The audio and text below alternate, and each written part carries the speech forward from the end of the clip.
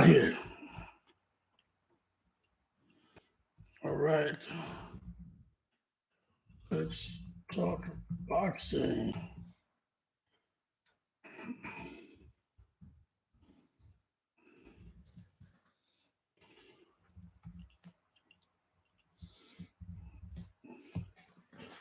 Let's see who jumps on here. Let me see, because I didn't know how to. All right. I see we got somebody who just jumped on. That's a good thing. Type something. Let me know who's there. Let's talk about this boxing. I'm sure more people are going to jump on once they see we're going live and talking about Keith Thurman and Errol Spence and whether Keith Thurman could rise like the Phoenix and knock off the big fish, which I think it's a pretty huge feat, but I think Keith Thurman can do it. There's a lot going on in boxing, and especially with surrounding Errol Spence, Errol Spence's camp, Derrick James taking on AJ. And I just think Errol Spence deserves a little more credit. So say something. Let me know who's out there.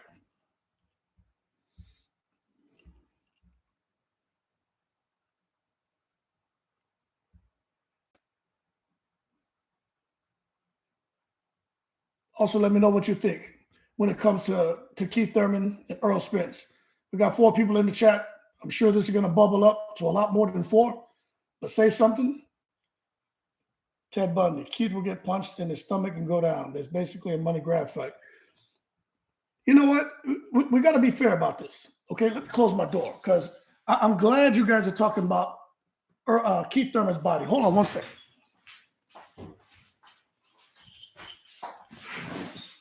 Okay, now this is the thing. We know Keith Thurman is vulnerable to the body, right? He's even gone on record and said that he doesn't know what's wrong with his midsection because so much attention has been drawn to the fact that he gets hurt in the midsection. Josecito Lopez hurt him there. Barrios hurt him there. But the one person who really put it on the map, you guys may say it was Collazo. It wasn't Collazo. It was Soto Caras. You guys remember that fight? See, that's the fight that really put that on the radar, that Keith Thurman can't take a body shot. Now, Soto Caras hurt him bad in that fight. I don't know if you guys remember that fight. Keith Thurman was hurt badly. But then we know he came back, right? And then he knocked him out. But when it comes to Keith Thurman and his body, I do think that Errol Spence, after the first 4 rounds, I think he can put Keith Thurman in a lot of trouble. But the problem is to go to someone's body like that, especially a guy like Keith Thurman, who has that outstanding lateral movement, right? There's some risk you have to accept. And when I think about Errol Spence trying to get down low, tuck his chin, working behind his jab, pin Keith Thurman on the ropes, use those elbows to hold him there and let shots go, I just think it's too risky, especially in those first 4 rounds. Because Keith Thurman has that lateral movement. He can stop on a dime, and he can fire off. So I think Keith Thurman has a good chance, especially in those first, sort of hurt him and let him. Yeah, absolutely. Ted, 100%. But I really think going to Keith, Errol Spence, if he's smart, which he has a great trainer, right? If he's smart, he won't really try to push for that body attack early because Keith Thurman's going to be fresh. And he lets his hands go. You know, Keith Thurman doesn't come out slow. You know, so when we think about it, you got to wait for Keith Thurman to slow down. One thing we do know, right? Keith Thurman has never been knocked out by a body shot. He's never been knocked out by a body shot. But this is a fact, what I'm about to tell you, and I think you would agree. Keith Thurman does tend to fatigue in fights. Now, that's a fact. But I really believe the Errol Spence we're going to get in the ring, it's not the Errol Spence that we got accustomed to seeing. I just don't think so, right? We got to look at what's been going on. Like Errol Spence, there's some inactivity there on Errol Spence's side. I'm not saying it's his fault, but there's some inactivity there, right? We got to be fair. And we know Keith Thurman, he's like, they should give him, like the WBC creates all those belts. They should create like an inactivity champion belt and give that to Keith Thurman, right? So I understand, but they've both been inactive. But we also know that the fights, right? A fight isn't won during the actual bout. The fight's won inside the gym. So depending on the type of training and what Keith Thurman has been putting his body through, and what, yeah, it's true. What Keith Thurman has put his body through, right? And what Errol Spence is doing, that's gonna show up on fight night. And we know right now, I don't know if you've seen the photos, if you guys been keeping up with a couple of the videos that are getting posted, right? This is one thing that I know for a fact. Keith Thurman has been training. He's been training for the last 3-4 months. See, a lot of people don't know this. They think Keith Thurman is just still sitting out there hanging out with his wife, his daughter in Clearwater, Florida. He's at the beach, and that he's already somewhat semi-retired. That's not the case. Keith Thurman's already training. Now, I know I've seen one video posted by an individual who was playing basketball with Keith Thurman, and he had a conversation with Keith Thurman. And what Keith Thurman told him, "Hey, Muhammad Ali, how are you, sir? Good to see you on here. I'm gonna try to go live more often, man. You know, busy with the kids, but I'm gonna try to do it. But hey, big up to the UK, man." But when it comes to Keith Thurman, my friend they were out there playing basketball, and Keith Thurman and his friends, his partners, they showed up, and he asked Keith Thurman. He said he was a little uncomfortable talking to him because, you know, it's Keith Thurman. You know, he didn't know how Keith Thurman would respond. And we know a lot of these boxers, a lot of time, they're not going to divulge any particulars with contracts and negotiations. But what Keith Thurman did say, right? He said, I am going to fight Errol Spence. He didn't talk about the weights and all that, but he said, my plan is to stand toe-to-toe with him. And within the first 5 rounds, we're going to see if Errol Spence is the truth. Now, when the person posted that video, I said, that kind of sounds like something that Keith Thurman would say, but I'm not really sure if he had that conversation. But I do have some friends who, hold on 1 second. Hello? Yes. My wife and the neighbors across the street wanted to go to Pete Piper, so she was about to take us all over there. Would it be okay? Yeah, he can go. Yeah, that's no problem. Okay, when we're done, we'll drop him off up there. Okay, thank you. Can you let Dad know? Yeah, I will. All right. Okay. If it's a problem, let me know. Call me right back. Okay. Bye. All right. Bye. Yep. All right. Sorry about that, man. My son's out there playing basketball. But I have friends who live in Clearwater, Florida. We went to high school together. They're twins. And they also sometimes, frequent the gym. They don't go to the same gym as Keith Thurman, but they told me, because they kind of have a pulse on what's going on in boxing out there in Clearwater, Florida, something along the same line. So I tend to believe what my friends are saying. They didn't get it from the horse's mouth. But, when you're out there in that community, there are little conversations that take place, man, And I tend to believe that Keith Thurman is going to stand there and try to trade. But I really feel that people are underestimating Keith Thurman. Now, something that I'm noticing about Errol Spence, we got to really be fair about this. Errol Spence doesn't want to make 154. He doesn't even want to make 147. I think 154, he's thinking is kind of the sweet spot. But if you look at Errol Spence and what's been going on lately, with the accident, all the weight, all the back and forth, fans kind of turning on him and Crawford. But Errol Spence right now, no one really is speaking favorably about him. Prediction for a job in Shaw. How's it going, champ? Oh, I got a job. I got a job. The weakness of Thurman is a body of Spence. Yeah, but it's like I said earlier, that Spence is going to have to take some risks, man. But I just think with the first 4 to 5 rounds, it's going to be a problem. I think it's going to be a problem. I think Thurman could catch him. Okay, but I'm going to get back to that. Let me finish this thought about what's going on out there in Dallas. Spence going to destroy him. Man, I just don't think Spence is going to destroy him. But look at what's going on out there with Derek James and Errol Spence right now. Okay, Spence, he's got to deal with all this crap about fans turning on him. He got to try to figure out if he's going to lose weight. This whole thing about a special permit, right? This whole thing about a special permit fighting at 154. And there's some more stuff I'm going to dive into here in a second. And then Derek James takes on Anthony Joshua now. Now, they're professionals. I'm sure they can manage their schedule and make sure the proper amount of time is allotted to Errol Spence. Errol Spence, he didn't just start doing this yesterday. But there's a lot of different distractions, The whole dynamic is a little different going into this fight. And what we do know, my thing is this. Errol Spence came off of that horrible car accident, right? He was hurt. He was injured badly. He was inactive. But when he returned to the ring, who did he jump in the ring with? Got into it with Danny Garcia and totally shut him down. So my thing is, if you get a fighter, an elite fighter, right? Doesn't matter if you think Errol Spence is going to demolish Keith Thurman or not. I think it's safe to say or assume that we all see Keith Thurman, Errol Spence as elite fighters, right?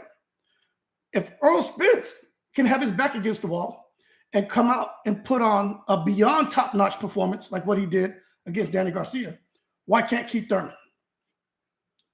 I mean, about Matrix. Yeah, I'm telling you, I think Spence don't want to do a weight loss camp for Thurman after that accident or period. I 100% agree with you, Wayne's World. Matter of fact, for the people who are coming into the chat, thank you so much. I'm glad you guys are here. It means a lot to me, man. But when it comes to that weight cut, let me tell y'all something. So you guys are kind of understanding my frame of thought when it comes to Keith Thurman and why I think he has a good chance on beating Errol Spence. It's a lot of distractions for Errol Spence. I understand the type of performances Errol Spence has put on in the past, but what you're seeing right now is not the same Errol Spence. The mentality, give him a shout out the belt just like he did. Yep. His mentality, he's like half of 1 foot he has at 154, 160 or in retirement. The other foot he has trying to figure things out, man. Keith Thurman has the perfect style to really give Errol Spence problems. Now, you gotta be fair. Keith Thurman, you guys are telling me an in-shape Keith Thurman, a focused Keith Thurman, still at this point in his career, right? Remember, he and Errol Spence they're like, what, a year apart? You're telling me that Keith Thurman doesn't still have the capacity to get in that ring and pull off an upset? Come on, man. Even when you look at with him returning against what happened with Pacquiao, Pacquiao kind of stepped on his foot. He did hit him, but he stepped on his foot too. Pacquiao got big feet, man. He steps on his foot. He did catch him. Thurman goes down. He starts to kind of make the adjustment with that damn speed, right? You should read the comments, bro. Yes, sir. No problem. He had to deal with that speed, but when he started making the adjustments, it was all uphill for Keith Thurman, downhill for Pacquiao. Now, let's get back to this whole thing about the weight when it comes to Errol Spence. And let's talk about the division, the welterweight division. You guys not see what's going on right now?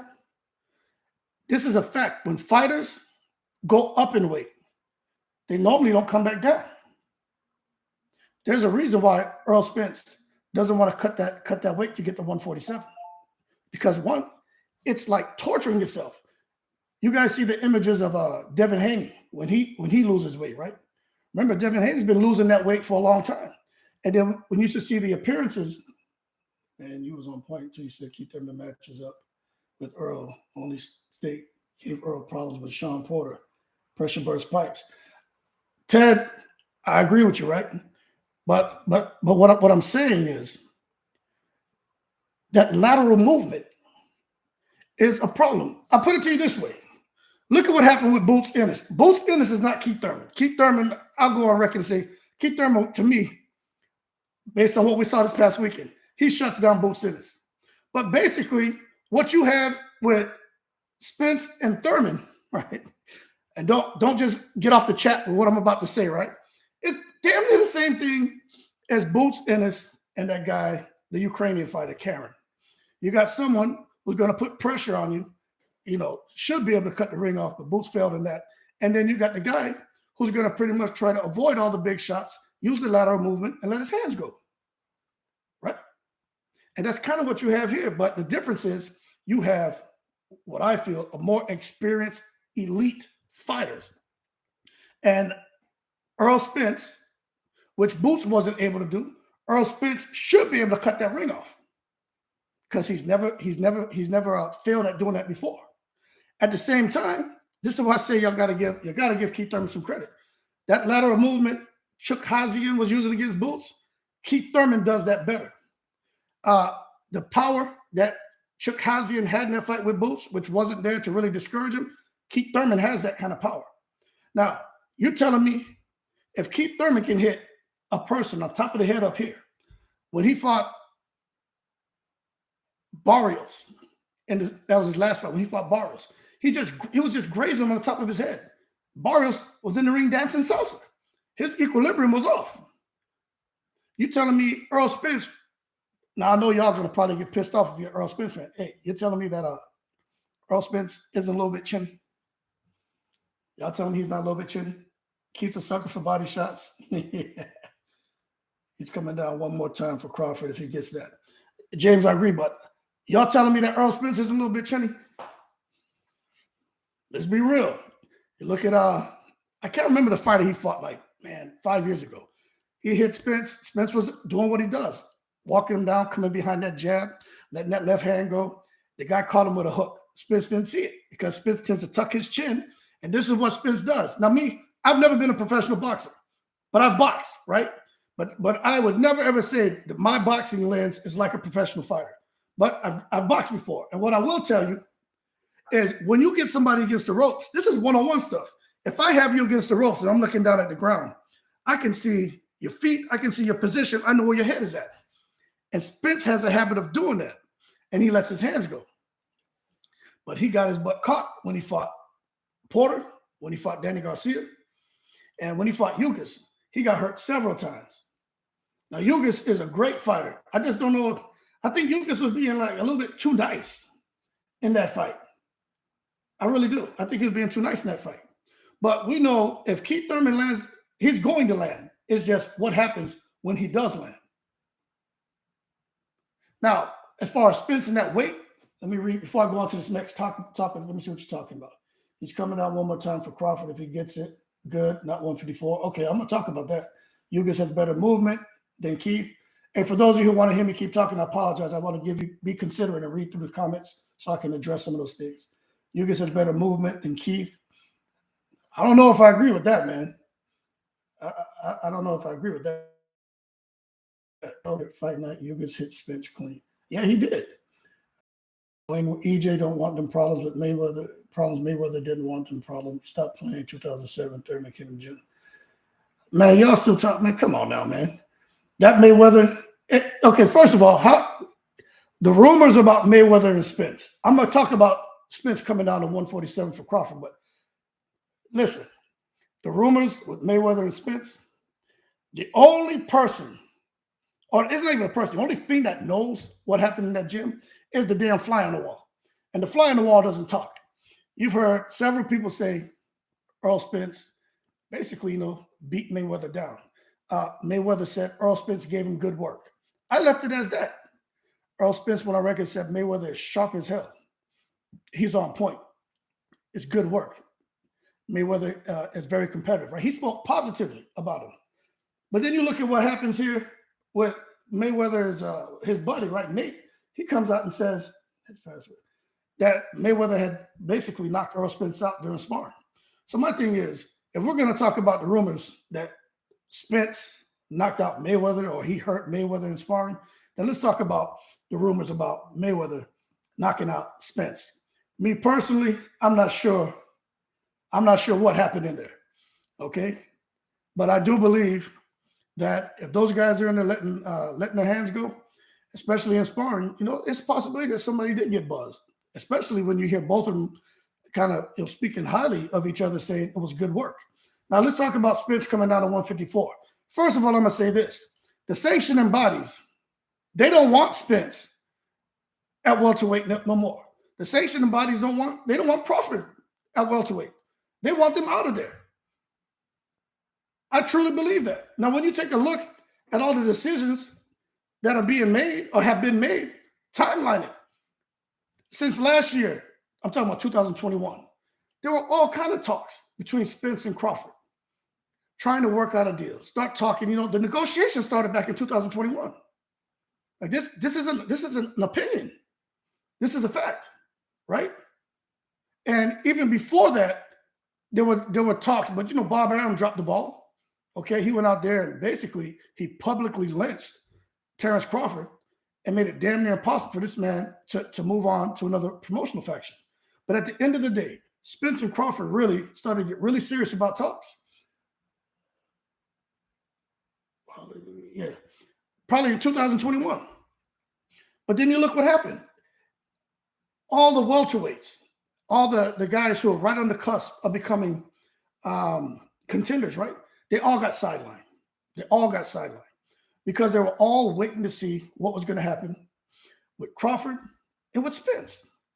Stan Eunice got paid step-aside money. It's twice now that Stan Eunice didn't get his opportunity. But what I'm saying is there was a huge bottleneck as a result of Spence and Crawford not being able to sort things out. Now, I'm not going to get into all who's to blame. What I will say is there was a breakdown in communication. These other channels, I see what they were talking about. That ain't my style, man, right? But what I will say is there was a breakdown in communication. As a result, fight didn't happen. But what I want y'all to understand, in that year, which is going to be Spence fighting in April, almost a year and a half, those belts weren't defended, except for the one Crawford did here recently. You know how much money that is lost by these sanctioning bodies? Even their promoters. You know, there are certain annual fees they have to pay just for their guys who have the belts to stay underneath those sanctioning bodies and to be able to still be the champion and get ready to defend those belts. There's a percentage they have to pay from their fight purse. There's a percentage they have to pay from pay-per-view sales. There's a percentage they have to pay from the, pay-per-view ticket sales, the fight purse, and also any other modes of them to generate revenue. That's for every belt that a unified champion has. And of course, if you're a single champion, one belt, you pay the same thing. And what sucks about that, right? If for every fight they go on, there are fees there that the fighter pays, the promoter pays. Now, the challenger has to pay fees too. So you're telling me a year goes by, a year and a half goes by. Hey, what's up, watcher? Thanks for joining in. You're telling me a year goes by, almost a year and a half goes by, and these sanctioning bodies are going to be okay with losing out on what could be millions of dollars? Because you figure they cap it off at like 200,000, right? Depending on the amount of the fight purse. 4 belts. If there would have been a fight between Spence and Crawford, say they would have had to fight in a rematch already. It's over $1 million right there. That's crazy. And these sanctioning bodies looking at it, they said, you know what? We tried to afford these guys an opportunity to let them go out here and make a decision and make the fight happen. They failed to do it. So now we're going to show them who's the boss, because you hear all these fighters. I'm my own boss. I call my own shots. All that sounds good. But let me tell you something, and I think most of y'all would agree. Fighters don't run boxing, man. Errol Spence doesn't run boxing. Everybody hit the like button. Yeah. This guy's pretty cool. Thank you. Fighters don't run boxing, man. The promoters don't run boxing. Yeah, man. Them sanctioning bodies. Hey, and they're showing you right now. Now, as far as Errol Spence coming down, let's say Errol Spence beats Keith Thurman, which I would say he should, right? I've got to be fair. I like Keith Thurman. I like Spence, but I love boxing. But it's just being fair. Errol Spence should beat Keith Thurman. But I just don't think, I'm not sure it's going to go that way. I got a job of winning tomorrow night, watching. But I don't think it's going to go that way. But I honestly, I don't believe Errol Spence is going to come back down for Terrence Crawford. Because you guys have to understand that's no guarantee that fight's going to happen. No guarantee at all. He's going to fight Keith Thurman, then he has 60 days to make things work with Terrence Crawford. Terrence Crawford's not an easy guy to deal with. Now, Terrence Crawford is, no kidding, kind of navigating his own career right now. They just can't come to Terrence Crawford and think they're going to be able to handle him the same way they handled him before. At the same time, Terrence Crawford sees things totally differently now. He talked a lot about his kids. His kids are all athletes. He's looking at retirement, man. Terrence Crawford is all about his money. So I have a feeling they're going to hit some sticking points with trying to come back to negotiations. Bro, do you think Derek James can bring Joshua back? Yeah, I think Derek James can bring Joshua back. I think Joshua can beat everybody with Derek James in his corner if he can, help to improve his confidence and self-belief. Joshua has all the attributes. You always hear people say he is like a damn cartoon character or something out of a video game. The way he's made up, power, as far as how he looks aesthetically, intelligence, everything. Anthony Joshua can come and create some serious damage. The only one I'd be worried about with him is, Deontay Wilder. That's just because Deontay Wilder's knocked out 100% of everyone he's faced. Now, don't get me wrong. He lost to Tyson Fury, but he still knocked him out in one of those fights. So if he can do that to everyone he's faced, why can't he do it to AJ? That's all I'm saying. But when it comes to Errol Spence, and Terrence Crawford, I just don't think Terrence Crawford is going to sit there and make negotiations that easy. And I don't really feel Errol Spence wants to come down. So if Errol Spence is getting some pushback from Terrence Crawford, I just think you can say whatever. Plus, if they don't have the right people who are involved in those negotiations, they should pick up, to me, because the negotiation had reached a point to where it seemed like both parties were satisfied. So in my opinion, they should pick up at the 50% mark in negotiations of where they were, not come back and start from scratch. If they pick up there, there's a lot of the work's already done. But you just don't know what's going to happen. But after 60 days and Errol Spence not being able to fight for the undisputed distinction, he's going to give up those titles. Now, the uniqueness of all this, right? Because we're talking about Keith Thurman and Errol Spence. Thurman drops all the belts, says, forget this. It ain't working out. He goes up. Now, this is a non-title fight for Keith Thurman and Errol Spence. Y'all know what that means, right? That means that where Keith Thurman is ranked right now, when it comes to these sanctioning bodies, that means his position, whether he wins or loses. But if he beats Errol Spence, then for Errol Spence, it's all downhill. He can still come down and fight Terrence Crawford, but I just think that's a huge blow to the fight if Errol Spence was to lose. But if Keith Thurman was to win, that's great for Keith Thurman. But even if Keith Thurman was to lose, he's still ranked the number 3 by the WBO. He's still ranked the number 5 by the IBF. He's still ranked number 1 by the WBC. Well, I don't know what they're going to do, but I think he still holds that ranking because it's a non-title fight, and he's still ranked number 2 by the WBA. So Keith Thurman's in a win-win. And that could be why they did it at 154, non-title, and that could be how they sold it to Keith Thurman, where he ends up holding his position across all the bodies, but they're not really going to give him an opportunity at the belt when he fights Errol Spence in April. That could be. Because, look, if Errol Spence drops those belts and moves up, you look at the position that Keith Thurman is in, he's in a pretty good position. Now, true, you also look at the WBA. What do they have going on in the WBA right now? You got Stan Eunice and Ortiz. Now, if Errol Spence drops the belt, that belt becomes vacant. And then the winner of that goes right into that. They go right into that belt. Then for the WBC, you got Cody Crowley in the title eliminator right now. If Keith Thurman was to beat Errol Spence, or even if Errol Spence beats him and he drops the belt becomes vacant. Crowley beats whoever he's fighting here in February, then him and Keith Thurman can bang it out for that belt. Then you look at what's going on to IBF. You got Boots Ennis and Villa fighting. That's not an easy fight. For those of you who watched what happened with this past weekend with Rashidi Ellis, that's not an easy fight. But if Boots Ennis gets beyond Villa and Errol Spence drops that belt, then, Keith Thurman could definitely have an opportunity at that. And then for the WBO, which to me is the most interesting position Keith Thurman's in when it comes to all these sanctioning bodies, right? The number 1 is Virgil Ortiz. He's not even in the running for Terrence Crawford because he's over there with the WBA about to fight Stan Eunice. So he can't sit there and still hold his position as the number 1. Then you got Boots Ennis. He's over there in the IBF, so he can't hold his position at number 2. The number 3 is Keith Thurman.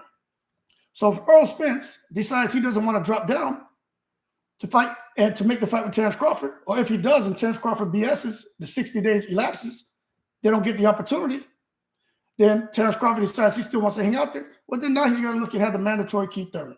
So Keith Thurman is in an outstanding position across all sanctioning bodies.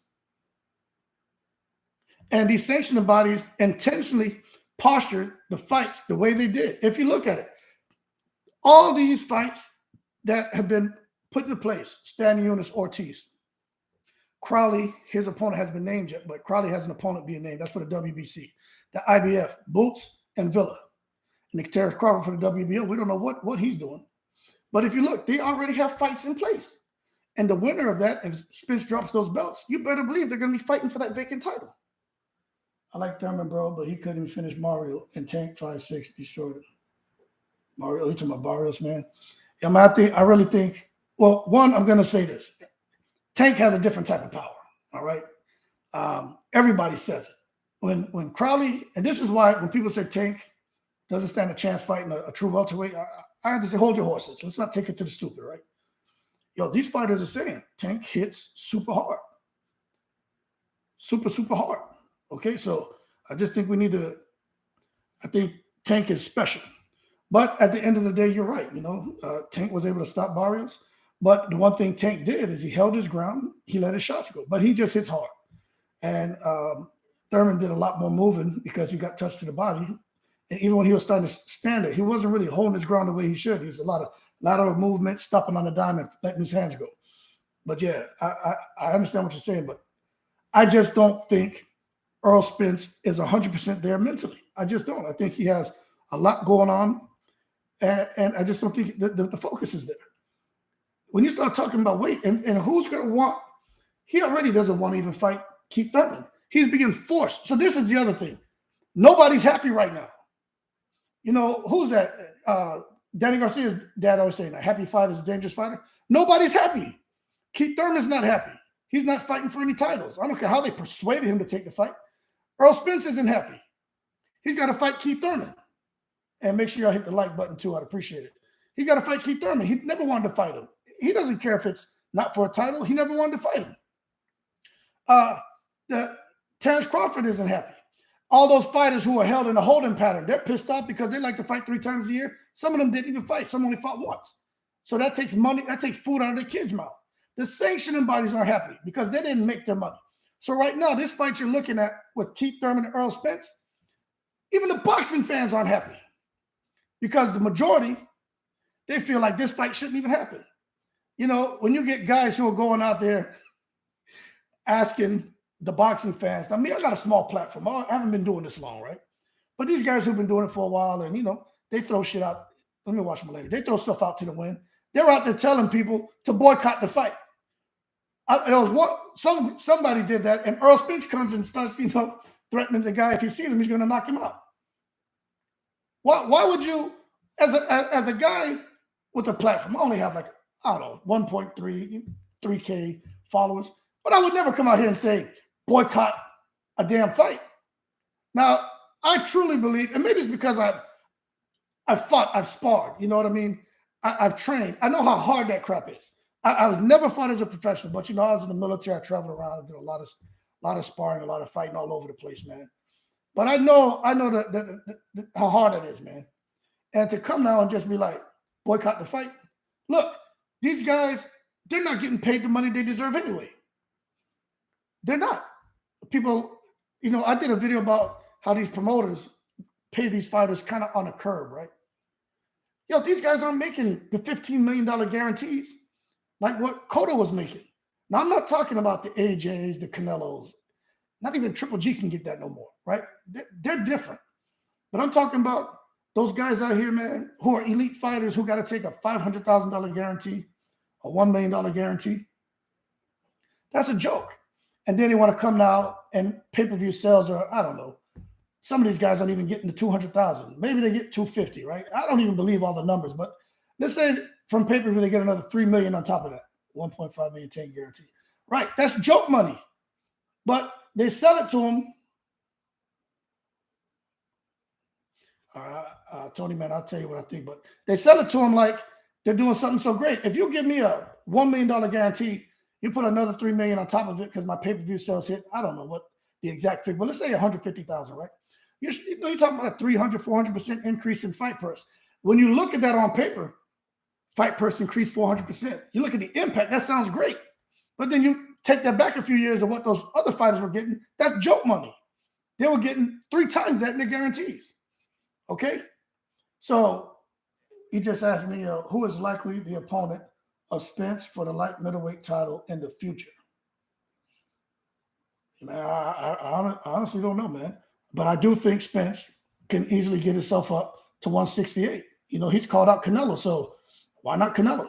Why not Caleb Plant? You know, why not Benavidez? You know, even there at 160. You know, he can definitely get down there, man, and bang with you know, if Spence was to really move up, I would like to see Spence fight Eubank Jr. Because Eubank Jr. is training with Roy Jones. Eubank Jr. is athletic. He's got athleticism. You know, how would Errol Spence fare against another guy? And they're probably around the same size. It's just Errol Spence tortures himself to get down. But when it comes to that whole 154 to 160, especially 154, I don't know what he's going to do because Jamel's going to move up. And then you're going to have the same situation. We're going to be in the exact same situation. If Jamel drops all those belts and Errol Spence goes up, everything's all over. And then if Terrence Crawford says, you know what, I didn't get the undisputed at 147, he chases Errol Spence up to 154, you're back in the same situation. It's just repeating itself. And one thing I will say, I honestly feel that PBC, they want to keep all those belts underneath their umbrella because belts matter, man. You know, it's like having a certification. I don't have a cert, you have some certs. We're going for the same job, right? You know, the money you make is going to be a lot more. And that's how it is. So those are the more belts you have, you know, the more money you should make. But when it comes to these fans saying they should boycott the fight, I just think that's corny, man. Fighters should get as much money as they can possibly make. And everybody's unhappy right now. And I think it affects everyone, but for some reason it just seems like things are really, really bothering Errol Spence because he was so adamant about not fighting Keith Thurman. And now that's just been pretty much forced on him. Now, Al Heyman, we know that he's the promoter and manager underneath the advisor hat. He's skirting the Ali Act, but it is what it is, right? That's why he's Al Heyman. He's brilliant. But not even Al Heyman could have helped Errol Spence get out of fighting Keith Thurman. So now this is just how fickle boxing fans are. All of a sudden, people are calling Errol Spence a duck. Errol Spence a duck. Crazy. Because they're saying he's being a duck fighting Keith Thurman and not fighting for the title. I'm going to tell you right now, I don't think Errol Spence had anything to do with that. It's those key decision makers behind the scenes. And they didn't want to go out there and run the risk because it could happen. Let me tell you something. Those guys over at Showtime, PBC, the WBC, these different heads of these sanctioned bodies, they know Keith Thurman can fight. It's like Roy Jones said, you know, y'all must have forgot. He's been inactive, right? You know, but he's been in the gym. And don't get me wrong, I think Errol Spence should be the favorite, but there's a reason why they didn't put those belts on the line. And I honestly think Spence versus Spence and Crawford has kind of captured the imagination. But with everything going on right now, man, you know, I'm just not sure that would be the more interesting fight. Because Crawford is a boxer puncher. Crawford didn't look that great in his last fight. People talk, yeah, he knocked Evanescence out, but that's what he was supposed to do. But in those first couple of rounds, especially that first round, Crawford likes the switch hit. And Evanescence timed it a couple of times. That's something you're not used to see. I'm not used to seeing happen to Terrence Crawford. Crawford in that first round, man, he's downloading data. But once he lets his hands go, he gets people out of there. Right. Absolutely, Kerry. I just call you CT. I agree with you. But also, Kerry, you said something about Mario Barrios, 10-ounce gloves. Yeah. I don't know what they're going to fight at. I don't know if they're going they use 10 ounce, but I don't know if they're going to use 8 or 10 ounce gloves. But Mario Barrios made like almost $2 million for that fight. That's something. I don't know if you guys knew that. Mario Barrios made a lot of money. But I was saying something, man. I lost my train of thought, man, but it's all good. Spence and Crawford is going to be huge. Wait till the press conference. Spence and Crawford. I personally don't think we're going to get to that press conference. Y'all may be looking at Keith Thurman. But talking about that movement, with Crawford, he just looked like he's aging a little bit, man. That's why I said these guys are getting close to retirement. I still think they have more than enough to continue to dominate the welterweight division. Errol Spence, I think he has more than enough. It's just if he wants to put forth the effort anymore. Now, when we talk about it, right? Let me make sure I get to you guys' messages before I go on to this next thing. What happens if Crawford and Spence, if they decide, you know what, I'm done, and they move up to 154? What happens at welterweight? Spence and Zoo. That would be a good fight.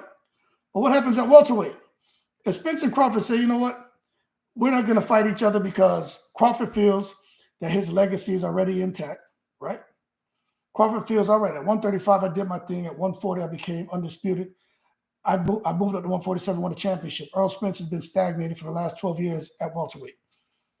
I don't need him, right? These are things that have been said. I don't need Errol Spence. Errol Spence has gone on record and said, hey, he doesn't need Terrence Crawford. He's not going to wait for him. He'll go up to 154. And I honestly think we're in that window where both of them have 1 foot in, 1 foot out. The 1 foot out is the frustration of trying to make the fight. And the 1 foot in is like, maybe there's a chance. But that's a problem. Both feet need to be inside that window, man. And it's just not. But if they both move out, because look, Danny Garcia, Sean Porter, Keith Thurman, Errol Spence, and Terrence Crawford have been carrying the welterweight division for the last 12, 13 years. Right? Once Paulie Malignaggi fell off, Amir Khan fell off, Pacquiao, Mayweather started disappearing, those five carried the welterweight division. Danny Garcia is already out of there. Keith Thurman, who knows what's going on with him. Porter's already out of there. So now you just have these last three hanging on. But if all of those guys decide they're done or they're moving up in weight or whatever's happening, then what happens to the welterweight? You have all these new names, all these different faces. Now, let me see. Sorry, I meant Spence and Thurman going to be huge. Wait for the Spence and Thurman is going to be very huge. It's going to be very huge, man. And one thing we know, Keith Thurman, when he gets up there and talks, I think Keith Thurman likes putting himself in a corner. I really do. But whenever Keith Thurman has stepped in the ring, especially, let's talk about just his inactivity in those fights he's had since he's been inactive. Josecito Lopez, Mario Barrios, Pacquiao. Keith Thurman, you see little hints of the greatness that he once had. But it's definitely, I mean, just got to be straight, right? He's not the same fighter. He's slowed a little bit. He doesn't do things instinctively, right? Now, I'm not sure how much effort he put into those training camps when he went in the ring with Barrios, when he went in the ring with Lopez, and even Pacquiao, right? But when you have a fighter like Errol Spence in front of you, and you got a guy like Keith Thurman who's all about, if you can take my O, if you can give me a loss, no problem, right? I can't see Keith Thurman coming in the ring and performing like he did in those fights. But at the same time, it doesn't matter how much effort he puts forth and how much of this great reward he thinks he's going to get. If Errol Spence, who we know Errol Spence is in the same position, it's no way in the world he wants to lose to Keith Thurman. He puts the work in. I'm telling you, man, it's going to be like a combustion with them two when they get in the ring. And I just think it's going to be tough. Fundora is a title fight before Spence at 154. Fundora, man, is a problem. I honestly didn't think. I thought Lubin was going to knock him out, but obviously Fundora hits hard. I just didn't think he hit that hard.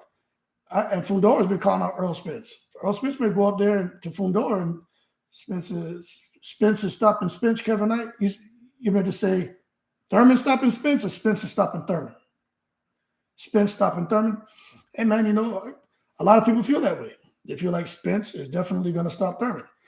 I just think if it gets beyond round 4 and 5, then I think it's all down. It could be downhill for Thurman if he gasses. That's why the importance of what they're doing in training camp and the type of condition they're getting themselves in, mentally is extremely important. But for this fight, I think they're going to share equal importance. But I may say it may be even more important, the conditioning for Thurman, because he can't come in there and it's damn near impossible for anyone to outcondition Errol Spence. All right, that's just being real. Errol Spence has shown he's just on another level. But as every round goes by, Errol Spence gets stronger and stronger and stronger. I don't think Fundora was all that either, but he's tough. Yeah, he is. But Errol Spence gets tougher and tougher and tougher. And Keith Thurman's going to have to figure that out. Is he going to get on the bicycle? Is he going to sit there like he did against Porter Garcia and end up on the ropes trying to catch those shots? Let me tell you something. Danny Garcia sets his feet, lets his hands go. Sean Porter will get you on the ropes, and we used to call it like a 15-second drill. Let your hands go as much as possible, get the opponent, maybe the referee will jump in. But Errol Spence is very systemic when he gets somebody on the ropes. He's not just there just throwing caution to the wind. No, he places his punches on his opponent. That's basically like his heavy bag in front of him. The same way he trains, how he hits that heavy bag, that's what he does to his opponents. And that's why you see, in particular, like with him fighting a guy like Ugas. Ugas had a lot of opportunities. He buzzed Spence. He got some shots off, but he just couldn't keep the momentum going because Errol Spence keeps pushing. And that's something I haven't seen anybody be able to handle when it comes to Errol Spence. But at the same time, how many fighters have you seen hold their ground, right? I'm talking about guys who can really crack, try to hold their ground and let their shots go. That's just not something that you really see. It's just not something you really see with someone going up there against Errol Spence. It's kind of hard to hold your ground when you got this guy who hits hard. People say Spence hits like he's weighing around 168. They say he hits extremely hard. Kind of like with Tank Davis. Now, the thing is, Tank Davis, you can tell he hits hard because he hits you at one shot and you're out. Errol Spence isn't necessarily a one-hitter quitter, but it's like sledgehammers. And then Errol Spence isn't a guy who's just always trying to go to the head, but he's damaging that body. That's his thing. And I'm going to tell you, if he can get that off against Keith Thurman, he has a great chance of winning. But I just think to let your shots go and go at Keith Thurman's body, who is known for taking a little half a step to the side, that little half a step back, and throwing an uppercut or throwing a hook. Sometimes Keith Thurman throws wide, but sometimes he has to throw wide to get it behind the guard. If Keith Thurman can do that effectively and turn Errol Spence's aggression against him, man, Spence is going to have problems. Let me see. I didn't think. Okay, I think Keith makes it 12 rounds. If it goes to 12 rounds, I'd have to say QT. That I think you may be right, because I've just never seen anyone out condition Errol Spence. And if you get that far down the line, then Keith Thurman's probably going to be, kind of just that ring generalship comes into play, but it's probably be ineffective. And Spence is just going to be chasing after him. But again, I keep saying I'm going to be sitting there really, really tuned into those first 4 or 5 rounds. But after that, I think just like in all the other fights, Spence just starts to pull away. Don't know a lot. Tony Mann, 2C says, don't know. A lot of opponents will be betting favored over Thurman at this point. And I think that's the right thing. I think it's only fair to have at least Spence and Crawford as a betting favorite over Thurman. Now, after this past weekend, let's be real now. You guys telling me you guys will pick Boots over Thurman right now? And round 7, Spence starts pointing on you. Yeah, Wayne's World, absolutely. Absolutely. Where you leave off, Spence picks it up, and he just all gas, no brakes after that. Kevin Knight, no way Thurman makes it 12 rounds with Spence. Body work is too much, in my opinion. If we were talking about maybe in Alexis Rocha, or if we were talking about my boy, Blair Cobb, I don't know why people give Blair Cobb a hard time, man. I think if we were talking about Blair Cobb and Errol Spence, yeah, Blair Cobb won't get out of shit. Blair Cobb wouldn't get out of 4 rounds, man. But with Keith Thurman, remember, let's not forget, these guys come with an amateur pedigree, man. These guys have a lot of experience. These guys have been representing the United States all over the world. They know how to fight. They know how to be aggressive. They know how to get knockouts, but they know how to survive too. They know how to be smart in that ring. So whatever you do good, a lot of these guys know how to counter that and be great, and making sure that you can't be good or great at what you're doing. So I think for Keith Thurman, I'd have to give him some credit and say that I think he can get to round 12. But if he gets hurt the way Collazo hurt him, Keith Thurman gonna be in trouble with Errol Spence, because when Collazo hurt Keith Thurman, Collazo kind of celebrated. It's like when Pacquiao was fighting when Malignaggi was fighting Cotto, and he hurt Cotto in, like, I think it was like round 4. Malignaggi's out doing all this crap and celebrating. Stupid. Absolutely stupid. Should have jumped on him. Malignaggi could have knocked Cotto out, but he stupid and celebrated. Let Cotto off the hook, and it was all downhill after that. Same thing with Collazo. Stupid. Celebrated. Should have been on him, but he wasn't thinking about cutting the ring off because that's not really his style. And Thurman survived. And, we saw what happened after that. Kevin Knights, I got KO'd by body shot. Yeah, I know. I can understand how the majority feel that way. Kevin Knight says, yes, Boots beats Thurman. I don't know about that one, man. You figure if Boots, man, I can't believe y'all really, Thurman beats Boots. Okay, Waynesboro, good. We got that. At least we agree. But if Boots didn't fight this weekend, right, I would say Boots, I always said he was the boogeyman, right? So let me peel this back a little bit. I always said Boots Ennis was the boogeyman. This is before this past weekend, right? I said he passes the eye test. But what happens when he deals with adversity? Is he cut from that cloth like the greats, right? Because you have guys in the past. You look at Mayweather, and I've said this in videos, but Mayweather, Mosley, Pacquiao, De La Hoya, right? Even Zab Judah. When you look at them early in their career, you see something that's different. When you used to watch those guys fight, you see something like, that's beyond comprehension how that guy is doing that in the ring. And you knew they were getting in the ring, more than likely their opponents wouldn't get out of those first 4 rounds.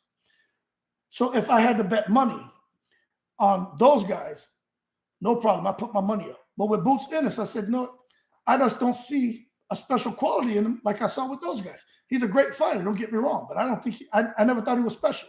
I'm not saying he can't become special, but I think he's a great fighter. So if I would have to bet back then, I would say if I had to bet my money on him, I wouldn't. But with those other guys, the De La Hoya, the Mayweather, the Mosley, the Zab Judas, even Miguel Cotto, like you just seen something was there. Then you saw this weekend, Boots had an opportunity.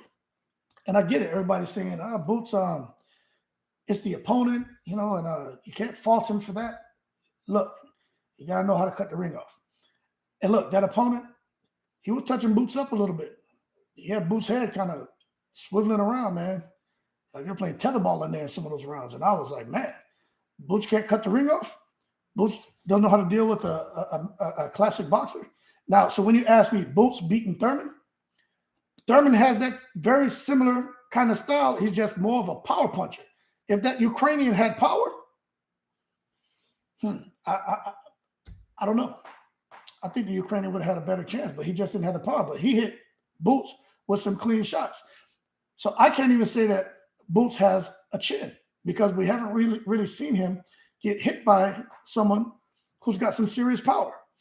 Like I talked about, those guys from the previous era. We've seen all those guys get hit with some hard shots.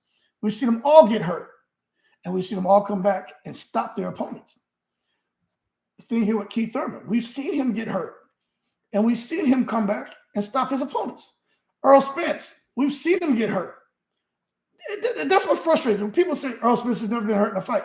Yes, he has been hurt. But the thing is, he bites down on that gum shield and he pushes forward and he keeps blasting away. And he discourages and he breaks down his opponents. Right? So what I'm getting at is Keith Thurman is special. Errol Spence is special. We've seen Crawford get hurt. I don't care what you say. Mean Machine lit Crawford up. People keep talking about, oh, Gamboa hurt Crawford. He did hurt Crawford. Crawford was on Bambi legs for a little bit. But this is what makes him special. What did he do? He came right back, closed the show. We haven't seen that at all from Boots Ennis. So for me to say that he's special, that he beat Keith Thurman, he just hasn't shown me that he has that in his DNA. Now he may, but he just hasn't been put in that position to show us that. Thurman's timing, the timing is crazy. Yeah, Thurman does have Thurman, his timing is on point. Is on point. And one thing I will say about Thurman, before all the inactivity, man, he did everything instinctively. He didn't even have to think. That muscle memory was crazy. But now you could tell he's slowed enough to where he has to think a little more. But his timing is still there. He's still on point, but it's not the same. And in boxing, I think you guys would agree. That half a second matters. Any of y'all ever play basketball? Anybody out here play, soccer or whatever? Yo, man, a half a second is an eternity in sports. And in boxing, that half a second could cause you to get yourself knocked out. So that's something else I'm going to be paying attention to with Keith Thurman. But we know like I said, he's been training. The last 4 months, he's been training. He's taking it serious. And his words are, if I train hard, I get myself in the best mental condition as well, I still have the capacity to not just compete, but to become champion again. And we're going to find out in April if he has that. Let me go through some of these comments. Thurman got some epic rhythm, never seen anything like it. That's true. Thurman scored a unanimous decision over Porter.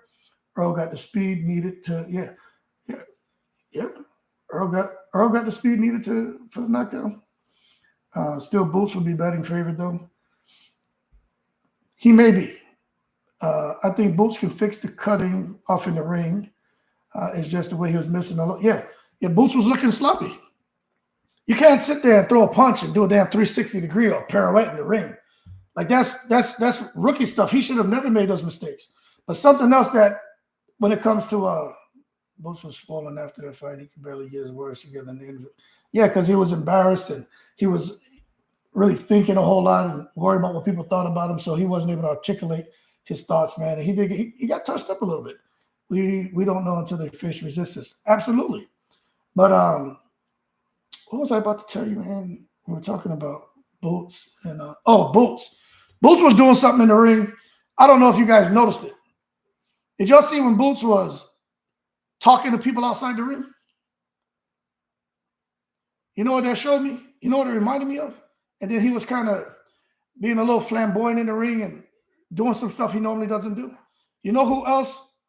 You know who that reminded me of for that moment in time? It reminded me of Zab Judah.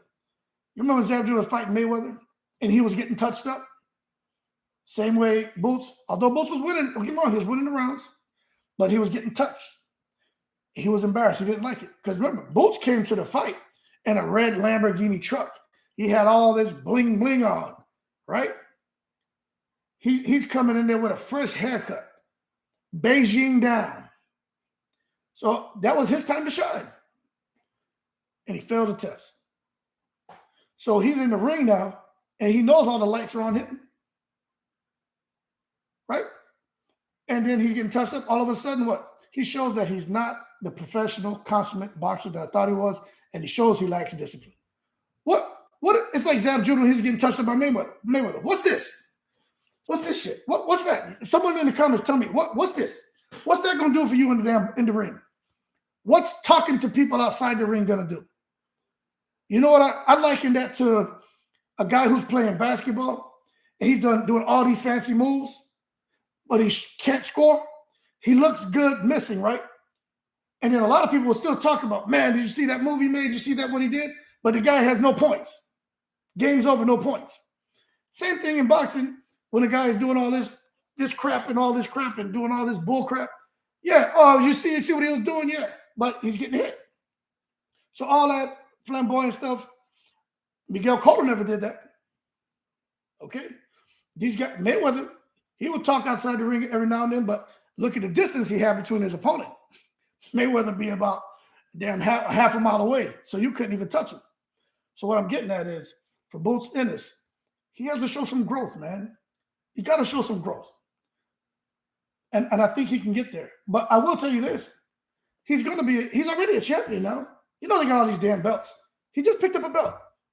But if Spence bubbles up, and if like when I pulled up, bro. Yes, sir. Yeah. Uh-oh. All right. Sorry about it. I think it just glitched. But when what's up? We're just talking, man, about and I lost my train of thought, man. My damn computer screen glitched for a second. But yeah, he's got to show growth. That's what I'll say. He's got to show growth. And when he gets in that gym, he's got to show growth. And his dad, did you guys catch what his dad said? Keith Thurman is all cute. Yeah, I know. I just said that.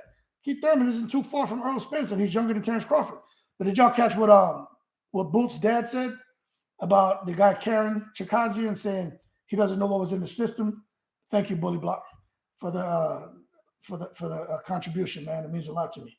Did y'all catch what Boots and his dad said? Where he said Chikadzian, he doesn't know what was in the system that enabled him to fight the whole 12 rounds like that. That's a problem, man. Now, when he said that, it kind of reminded me a little bit of, Teofimo's dad and being a sore loser. Now, I'm not saying he's anything near Teofimo's father, right?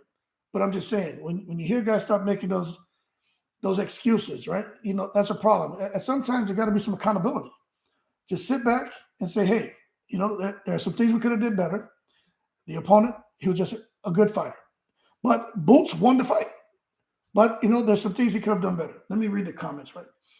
I see people say, yeah, Keith Thurman is not old, man.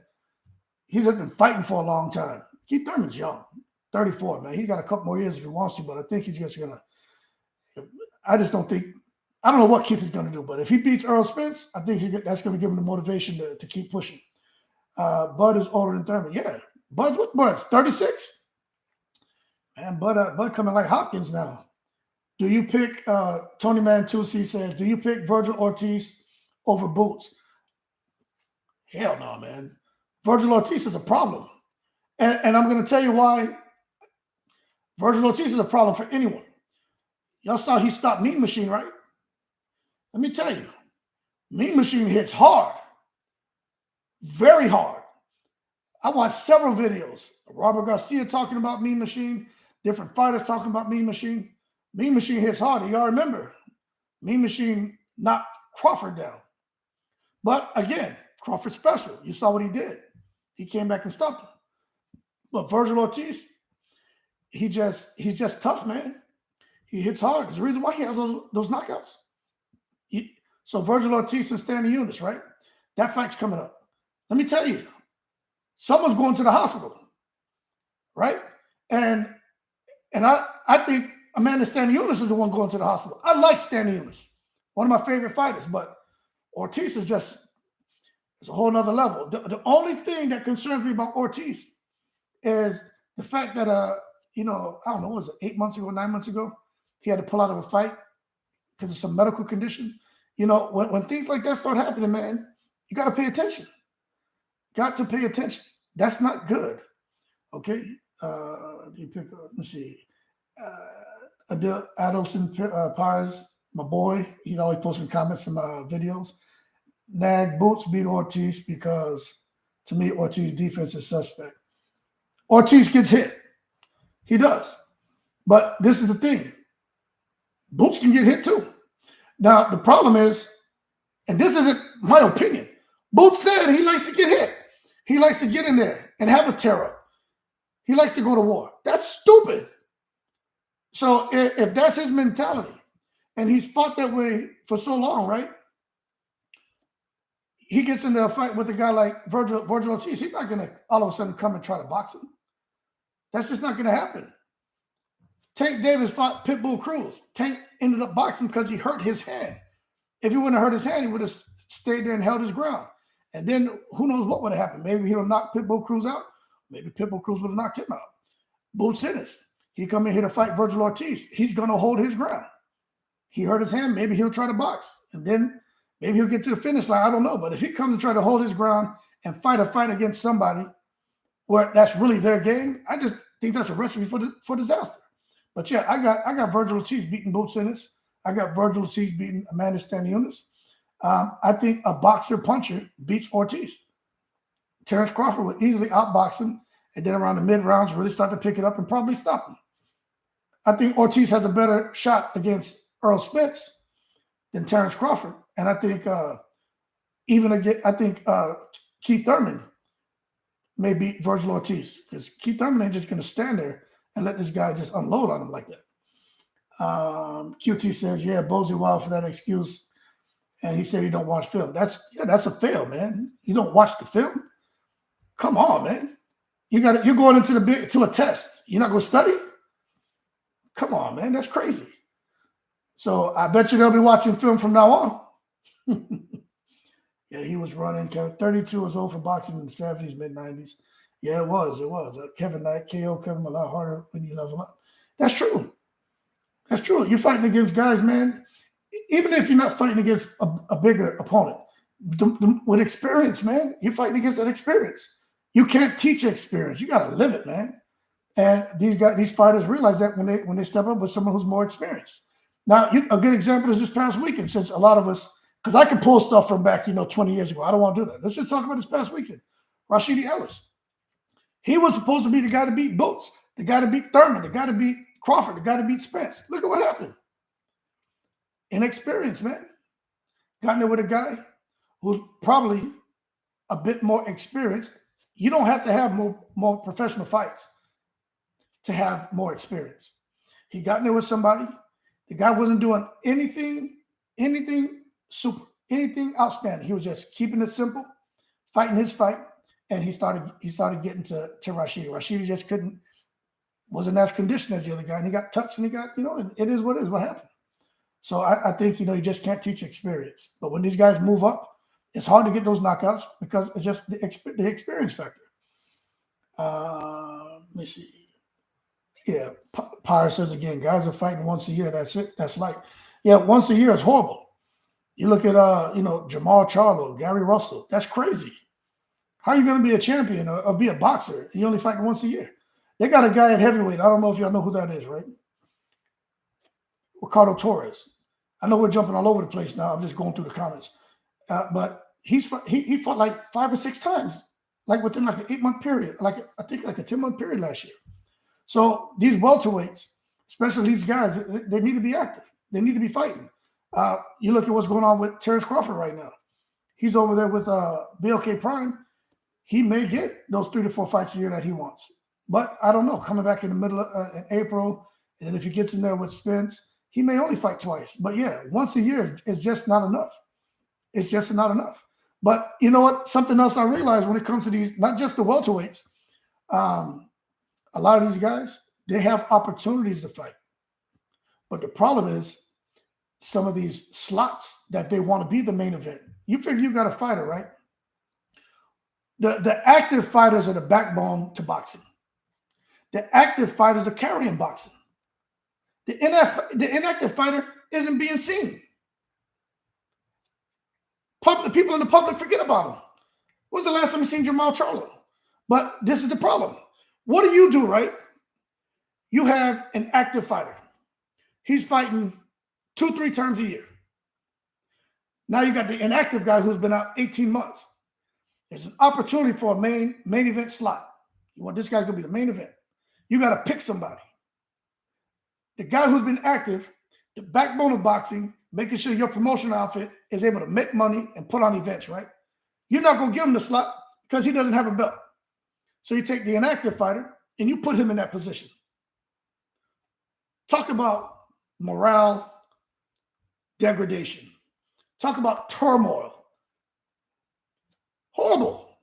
What you saw this weekend was actually pretty good because Demetrius Andre, he's been pretty inactive. They didn't put him as a main event. It's true he doesn't have a belt anymore, but normally Demetrius Andre would lead a card, but they put him on there, but he wasn't even the co-main. That's how you do it. But that's something you see with a lot of these fighters, champions especially. They'll have an opportunity to come back, but it may not be a main event, and they turn that down. They decline that. So not all the time, but I'm just saying that is something that does happen. And the reason I can somewhat speak to that, because it's like I did a case study on this crap like a week and a half ago, and I read through that, and I was shocked to find out that even over at PBC, there were opportunities for these guys to fight. Even Adrian Broner. You know how inactive Adrian Broner has been, right? He's had multiple opportunities to fight. Big names. But he went on. You can go look up the interview. I think he was talking to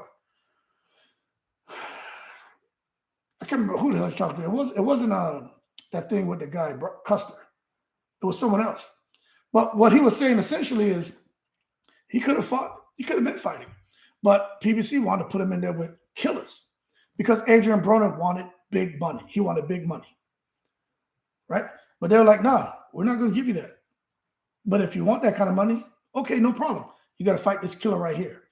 And the way Adrian Broner described it is like they wanted him to get in the ring with Godzilla. And he was like, "No, I wasn't doing it." So Adrian Broner had damn near gave up on his career. Then BLK Prime came through and, kind of saved him, man. Helped to breathe life back into this man's, dead career. Let's get through the comments a little bit. Rashidi opponent had the best odds to win at the sports book. Yeah, you know who betted on Villa to beat Rashidi was Danny Garcia. Everyone Danny Garcia bet on, they all won their fights. How the hell Danny Garcia knew Villa was going to win? I have no idea. Timing beats speed. Yeah, absolutely. Timing beats speed, no doubt. Ike Corte jab. You guys remember Ike Corte? That jab, he beat guys with just his jab. Winky Wright. Remember Winky Wright? He beat guys with just his jab. Timing. Wasn't doing anything spectacular. Just that damn jab. Timed it. Jab, jab. Death by 1,000 jabs. My boy Adelson says, promotion budget cuts. I heard Eddie Hearn lost a lot of money. Oh, boy. I don't know if I want to get into that. But what I will say, Fast Eddie Hearn, right? Eddie Hearn, he contributed to the loss of over $6 billion over at the Zone. Now, I know we're getting off topic, right? But I'm just answering the comments. Eddie Hearn contributed to the loss of over $6 billion at the Zone. Y'all remember he was given that $1 billion, right? Then he was advanced even more money to come over here and establish a footprint for the Zone in the United States. Well, it didn't work out. Now, when you hear Leonard Ellaby, Stephen Espinoza, Bob Arum, Lou DiBella, everybody attacking Eddie Hearn, saying he doesn't know ish about boxing, calling him dumb and everything else, all the colorful adjectives they come over to describe Eddie Hearn. Hey, what we're seeing now, there was some truth to that. Eddie Hearn blew a lot of that money on B, C level fighters. Put it to you this way, right? How in the world Tevin Farmer deserved $1 million for a fight? That's the kind of money that Tevin Farmer was making. What's the other guy? Vargas, man. He was, what's his first name? But anyway, Vargas fought Broner. Jesse Vargas, right? How in the world did Vargas deserve $1 million paydays? Daniel Jacobs was making $2-3 million a fight. Eddie Hearn blew the money. So there you go. Yeah, that's true what you're saying about Eddie Hearn. Eddie Hearn blew a lot of money. Boo Boo was throwing some masterful uppercuts. Yeah, man. Boo Boo can fight. And I think Boo Boo gives, although he's been inactive, you look at Keith Thurman being inactive, you say Keith Thurman has a chance, right? I say Keith Thurman has a chance against any of these guys. But when we're talking about inactivity, and I look at Keith Thurman, I look at Boo Boo Andre, I think Boo Boo Andre, that's a different type of a fighter. And as far as the inactivity and being able to come to the ring and still perform, Andre didn't miss a step. He didn't miss a beat. So yeah, I think Andre has a good chance to upset the apple cart. But he did get hit with a couple shots by his opponent when the opponent let his hands go, and he messed up Andre's eye. He gets in there with Benavidez, who quicker hands, more confidence, more aggressive, and hits super hard. I don't know. But I think Boo Boo Andre against Caleb Plant or Benavidez are great fights. But even Caleb Plant, I don't know if they've realized Caleb Plant's left-handed. He just fights orthodox. That's why he knocked out the rub. But Boo Boo Andre, man, he had to do his homework because he getting there messing around with those guys. He can get knocked out. I think the best fight for him is Jamal Charlo. I think Boo Boo Andre and Jamal Charlo is the fight to make. Top Rank has a great infrastructure for young fighters. Absolutely, Kevin Knight.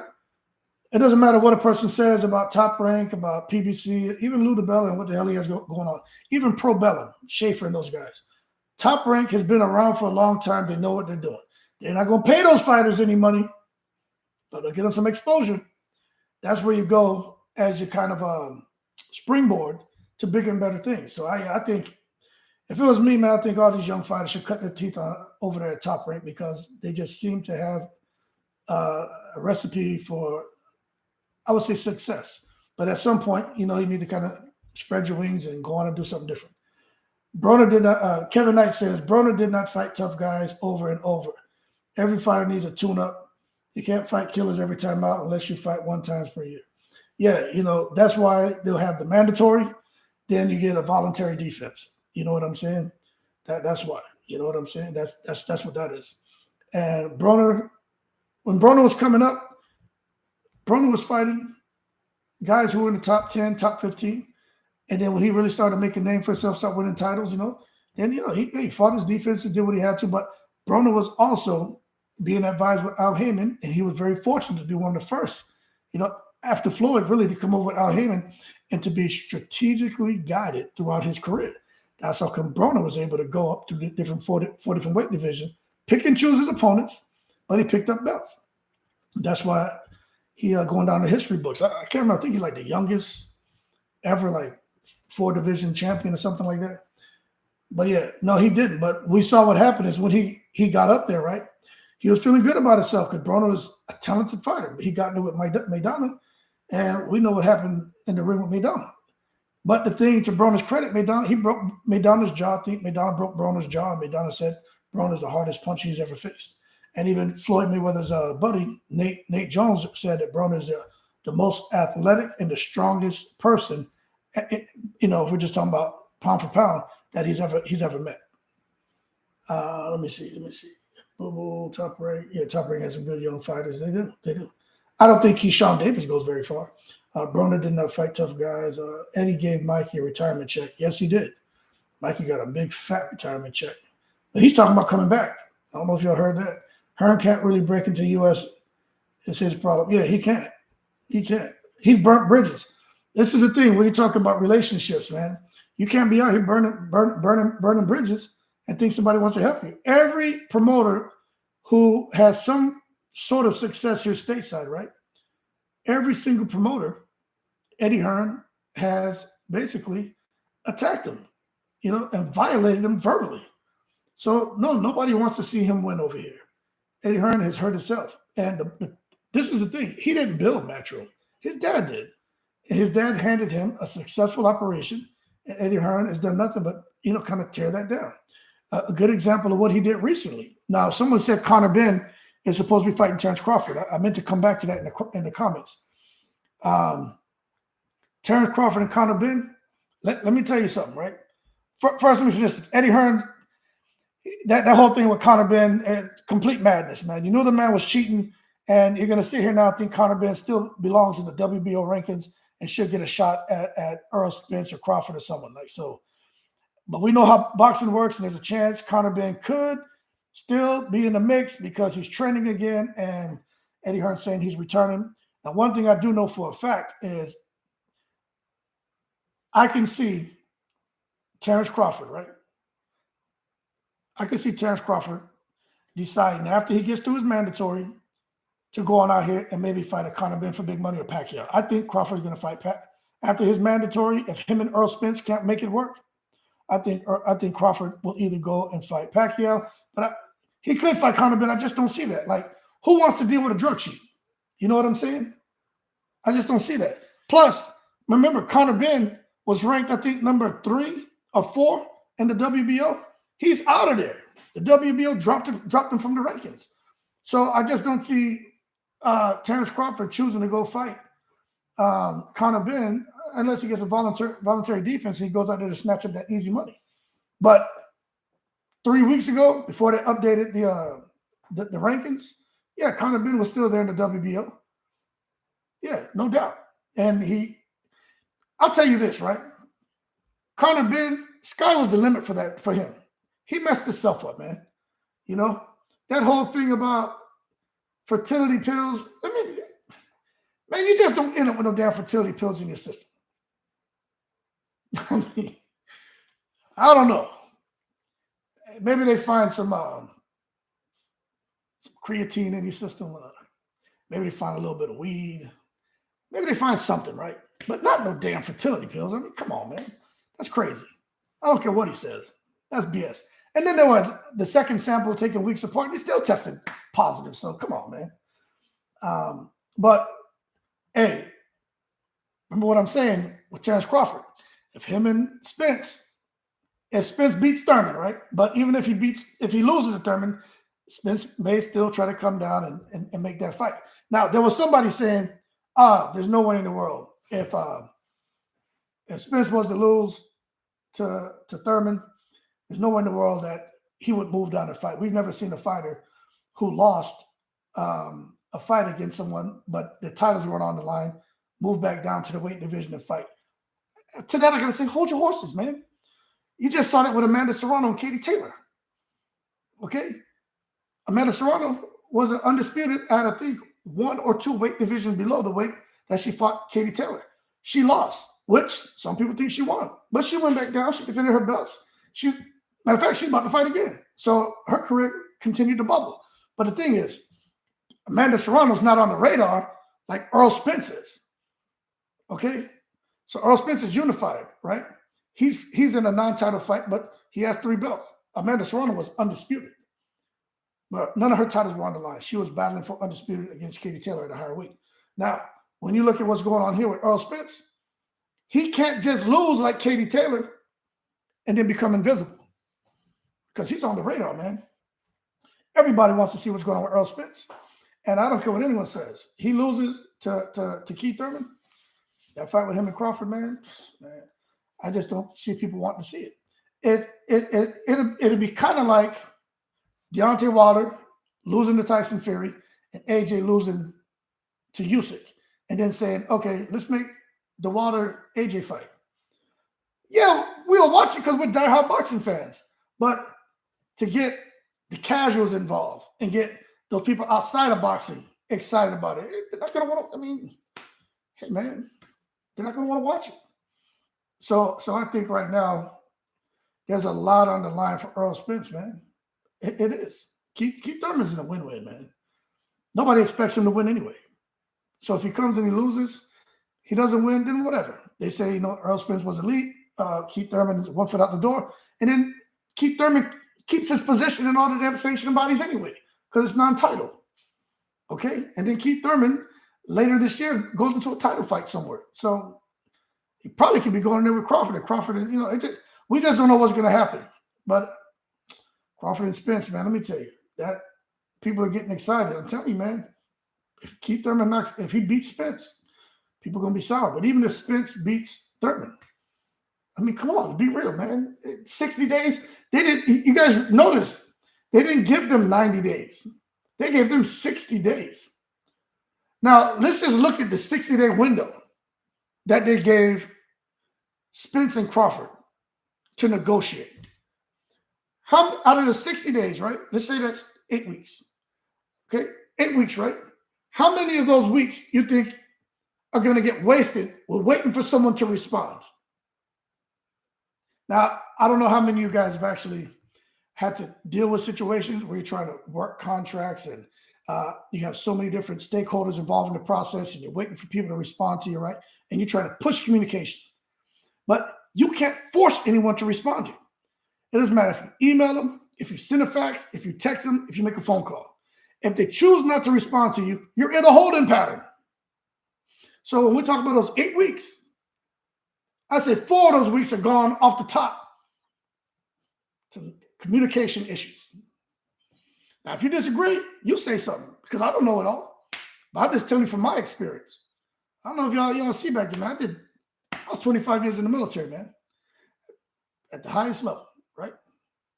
And I'm telling you, that make you pull your hair out when you're trying to get something done and people won't respond to you. It's frustrating. And now when you have a situation where there's finger pointing and you have Terrence Crawford, although he's probably gained some experience now, he's still relatively inexperienced trying to be his own boss. 4 weeks gone to communication breakdowns. You got 4 weeks remaining. In those 4 weeks, let's be real. What can possibly get done in 4 weeks? Now, if they pick up from the 50% point where they were in the previous negotiations, right? Half of that should already be sorted out. They shouldn't have to go out and start all of this from scratch again. But if they pick up from the 50% point, 4 weeks may be enough to kind of get everything over the finish line. But again, I think this is why I said earlier in this chat, for those of you who are just coming on, something I've been saying. Sanctioning bodies, they don't want Spence and Crawford in the welterweight division no more. They're making it damn near impossible for those guys to make that fight. Now, if they would have said 30 days, then, without question, they're definitely pushing them out, right? But they gave them 60 because that makes the sanctioning bodies look good, because the sanctioning bodies wants They want everyone to know that they're their friends. We care about you guys. But if you pay attention to that 60 days, that's not enough time. So the fight's not going to happen. That's what I think. When I do the analysis, that's what I come up with. I just don't see it happening. And then Crawford is going to be sitting here trying to figure out what to do. Spence is already frustrated. He's going to be like, F this, I'm tired. I don't need to do this. I'm tired. I'm going up to 154, which is what he's fighting at now. He don't want to come down anyway. That's just how I see it, man. Looking at the comments here, Bud's going to move up in 2024. Yeah, I think Bud will finish out 2023 at try to get some big fights, and that's what you talk about. Bud's talking about moving up. Of course, he's talking about moving up. Bud is chasing money, man. I really don't think he wants those belts. I just did a video today talking about those damn belts, all those sanctioning fees. Floyd Mayweather said, "Look, man, guys are buying belts now. You're not really going out there earning. If you don't pay the sanctioning bodies, you don't get a belt. So you're buying a belt. So I think with Bud, he doesn't want to sit there and spend all that money no more. He just like, forget this. Let me get the biggest fights possible. And if I'm fortunate enough, a guy like Pacquiao comes back, which he's talking about, I can fight him, drop this title, non-title fight, and go make a bunch of money, not have to get these sanctioning bodies, nothing. And that's just how I see it. I'm just going to be quite frank with you, man. That's just how I see it. So Bud's going up. Yep, he will. Serrano has more heart than Spence. I don't think we'll see Spence again if Keith beats him. No, I don't think so, man. I mean, these guys are prideful guys, man. You gonna disappear from the scene. If Keith Thurman beats Errol Spence, Keith Thurman goes down in the history books, man, as probably one of the biggest upsets in boxing. There was a fight that happened recently, which was considered a huge upset. Fights happen when the so-called A-side really wants to fight, especially this bigger fight.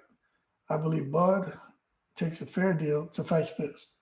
Yeah, Kevin Knight, I'm going to be honest with you. I think Bud is more realistic on the negotiations than Errol Spence. I think when you look at the fact that he was willing, now these are the rumors, right?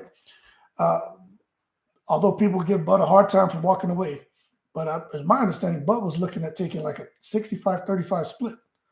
So if he's willing to take anything less than 50%, that tells me that he recognizes that Errol Spence brings 3 belts into the fight. He only brings 1. Those 3 matter. Now, for those of you who are saying, nah, Bud deserves 50-50, okay? This is what a lot of people were saying. Bud deserves 50-50. Terrence Crawford, with all of his accolades from 140. And what he did, I get that. He did great things in the past. But we're talking about right now. I'm not saying it doesn't matter. We recognize it. But you can't come now and say, well, what he did at 140. As a result, he should get 50% of the split. That's just not how that works. Okay? That's just not how that works. Now, I'm going to tell you something that's a fact. You look at what's going on right now with Virgil Ortiz and Stan Eunice. Stan Eunice has a belt. Okay? And with the WBA, the way that's set up, when it comes to the purse bid, the champion gets 70%. The challenger gets 30%. So Stan Eunice is getting like 1.75, and then what's his name? Virgil Ortiz is only getting like 500,000. But De La Hoya is saying he's going to make sure he gives Virgil Ortiz a lot more money than the 500,000 from the purse bid. Now, if they can sit there and take a guy like Stan Eunice that has, he has a belt, a joke belt, but he has a belt, and he gets 70%. You look at Errol Spence with 3 belts and Crawford with the 1. How you come up with 50-50? See, that's when people start speaking with a lot of emotion. And I'm not saying they're wrong. I'm just saying it's impossible for us to be without emotion. It's impossible to be devoid of emotion, right?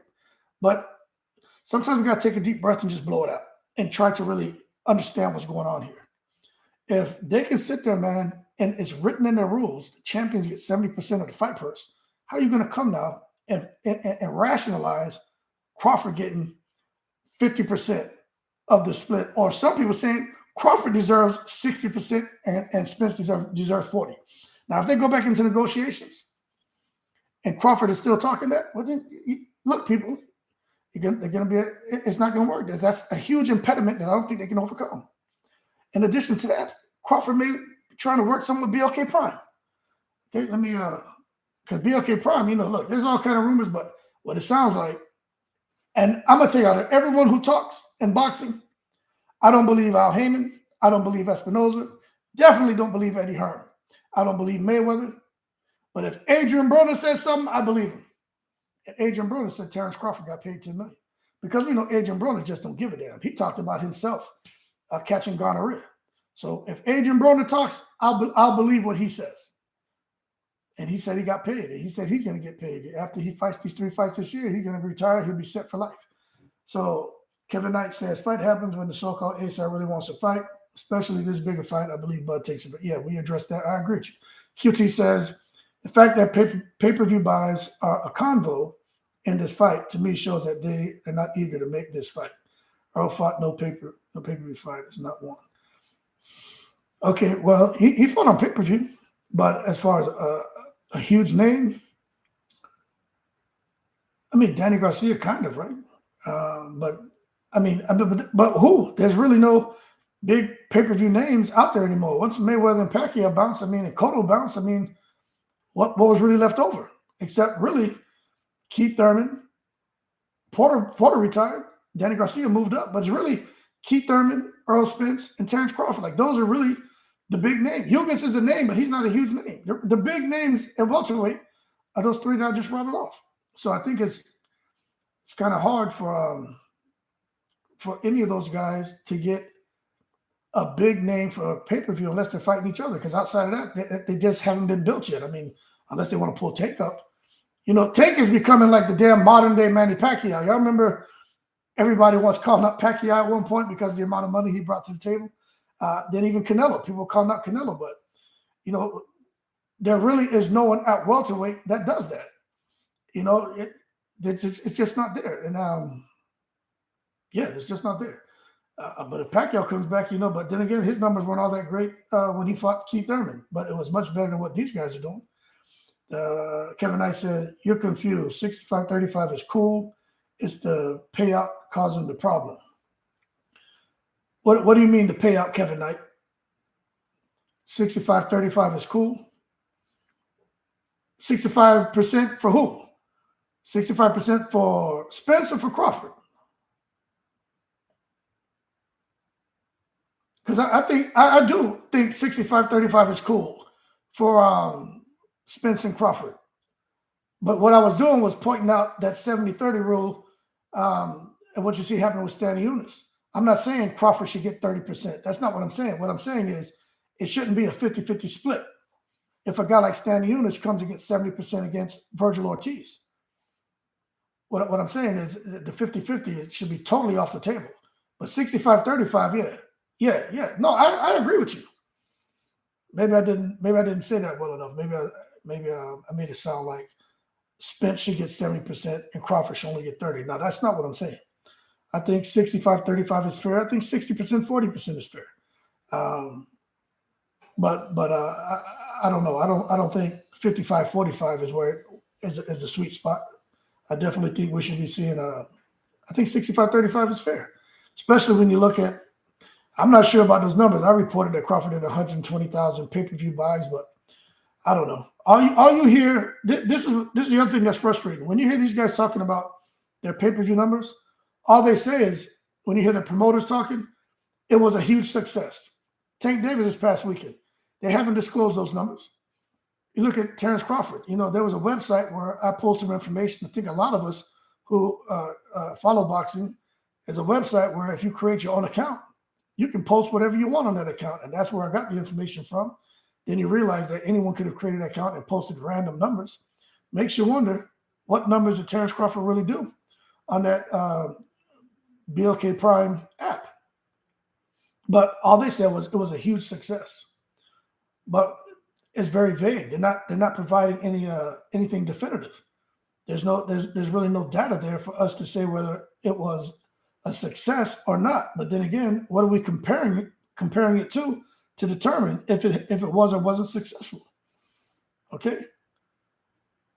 Even like I said with Tank Davis, that's all they're saying, that it was a huge success. But if these guys are doing less than 100,000, I mean, to me, that's not a huge success.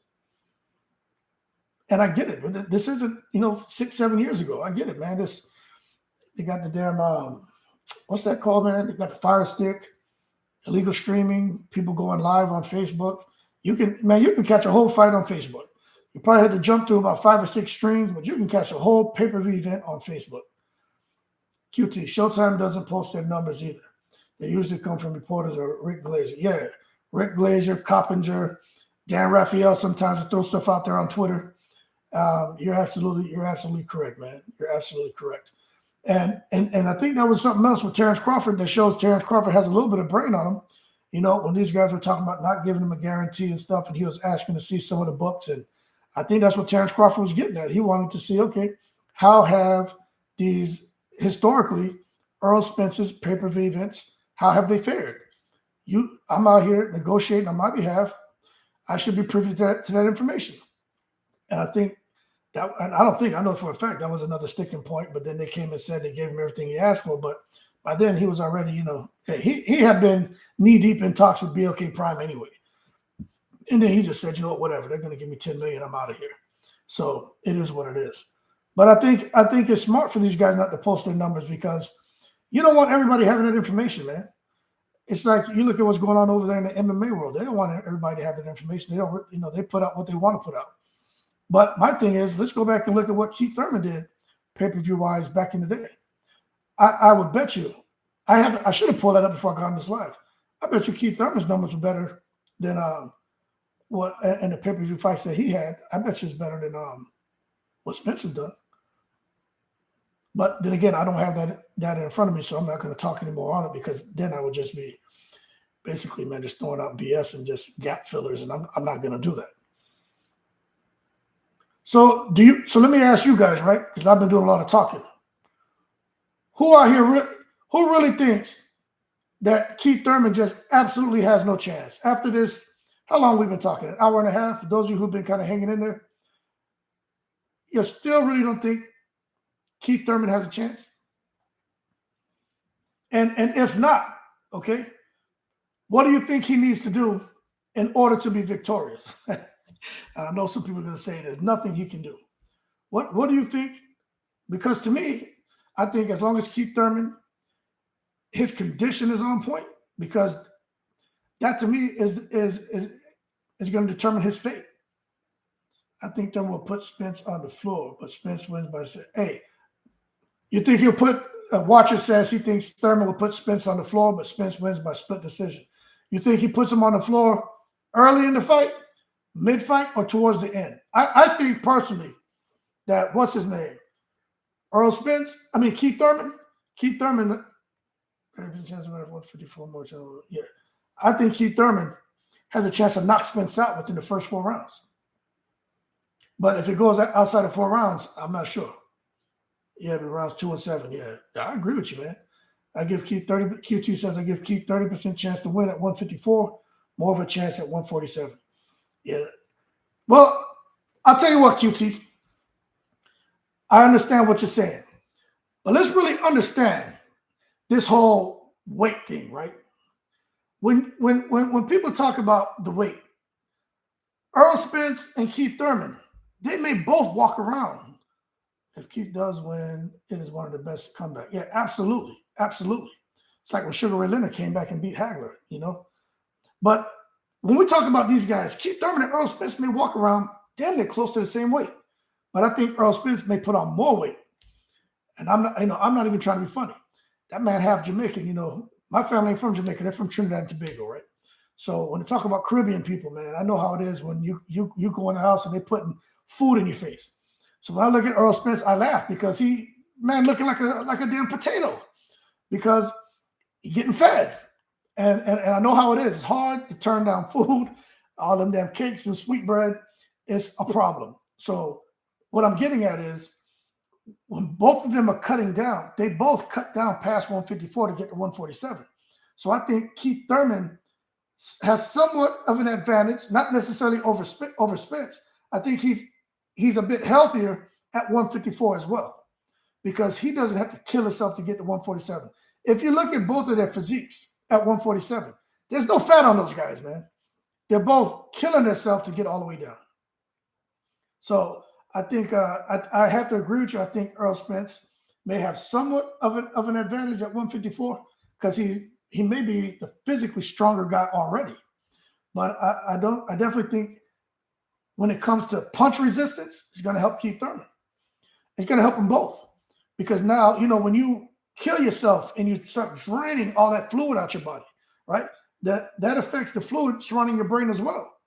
So you're not you're not able to absorb those punches like you would and have you not had to cut so much water weight. So the fact that both of them are going to have that additional 7 pounds, at least on the day of the weigh-in, because, after the day of the weigh-in, who knows what they're going to weigh. That's the other thing that we need to find out. Is there a rehydration clause? Now, if there's no rehydration clause, man, you may have a problem for Keith Thurman, because I think Errol Spence will rehydrate a whole lot more than Keith Thurman. So, again, I think you may be right in what you're saying as far as that 154-pound contracted weight. But at the same time, I think Keith Thurman benefits a little bit as well. Yeah, I agree with you, man. It'll be a great comeback win. But it's an uphill battle for Keith Thurman, an uphill battle. Now, something else I noticed, I'm going to get ready to jump off of here in about 10 minutes, right? Why haven't there been any interviews with Keith Thurman? We already talked about Keith Thurman. Like, what did they promise Keith Thurman for him to go into a non-title fight at 154, knowing he was a WBC mandatory, which obviously that has nothing to do with the fight that's happening right now, right? What did they promise that man? And also, how come there's no cameras down in his camp? Fight Hype is everywhere. Fight Hub is everywhere. These guys are all over the damn place. But how come no one's down there with Keith Thurman? The Boxing Voice tried to reach out to Keith team. Yep. And what happened, QT? They didn't hear anything from him, right? What happened? Like, is there like what's that called, man? A gag order? But they confirmed Keith agreed. Okay. Well, he agreed. But how come there's no cameras? Like, is it because he's taking it that seriously? It really makes me wonder what conversations took place. What was the agreement? What were the things that were promised to Keith Thurman? We'll give you X, Y, and Z, but these are the things you can and can't do. It just makes me wonder, because Keith Thurman is not a quiet person. He's Keith Thurman of old. I don't know what's going on with him now.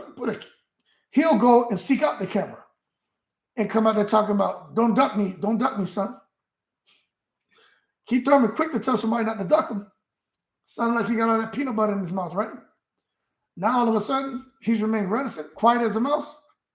That is not part of Keith Thurman. That is not a quality of the Keith Thurman that I know. So we got to see. I hate to talk conspiracy, but I feel Keith got paid. Got paid to be quiet, or he's getting paid big money for this fight, to take this fight at 154 without a title.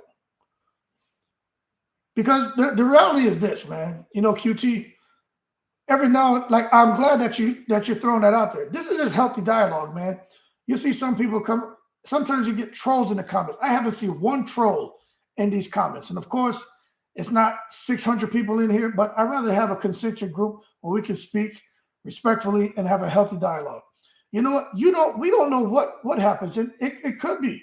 Now, anyone who thinks that is kind of far-fetched, the whole idea of someone getting paid under the table money to hush up or to take a fight, you guys already know the story of the mystery briefcase, right? From back to Don King's era, how he'd approach guys with the briefcase, make all these promises. All of a sudden, the guy who didn't want to fight is fighting. You guys understand that, right? That stuff happened. Larry Holmes gave that man a briefcase full of money. Was able to get him in the ring. You know who else was using that briefcase approach, but it didn't work? Matter of fact, I'm going to give y'all about 20 seconds. Let me see who else used that briefcase briefcase approach recently in the last 2 years, and it just didn't work. I've talked about it in videos I've done before, but let me see who else is really up on that. Because when we're talking about guys getting paid, the whole conspiracy thing, that's a fact. That stuff happens. And it makes you wonder what the hell happened over there with Keith Thurman to get that man to come back and agree to fight at 154 for no title when he was adamant about becoming a champion again, a unified champion again at welterweight. So what happened? Now, if no one posts anything in the comments, I'm going to tell you who the hell is doing it.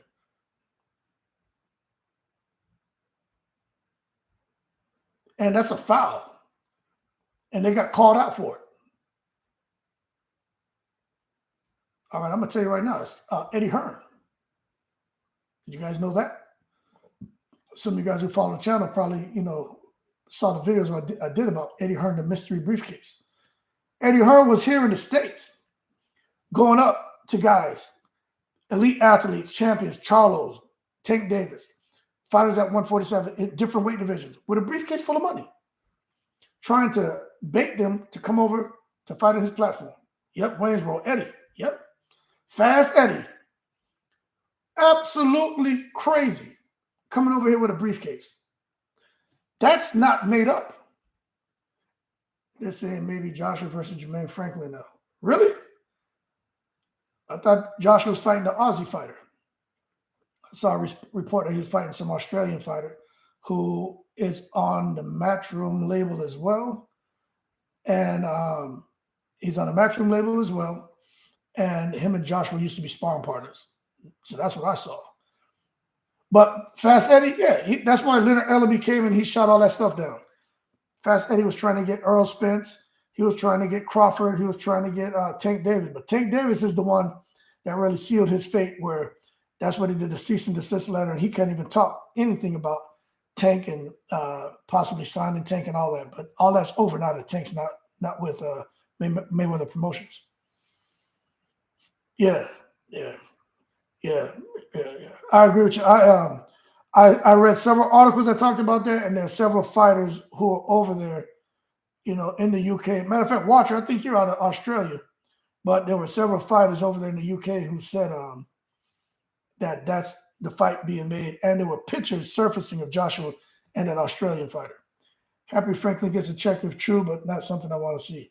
Yeah, I'd be glad for Franklin to get a check because he's a good guy, blue collar type guy, grinding, earned his way up. But if he fights AJ, even AJ without Derek James, AJ beats him in my opinion. But AJ with Derek James, I don't know. Yeah, all right, watching. Yep, that's what I thought. But yeah, AJ would hurt Franklin. Franklin just showed. Matter of fact, if you guys watch the fight, Franklin looks small compared to Dillian White. So how's he going to look when he gets in there with that monster AJ? So all in all, man, when it comes to Errol Spence, Keith Thurman, I'm giving Keith Thurman a chance within the first 4 rounds.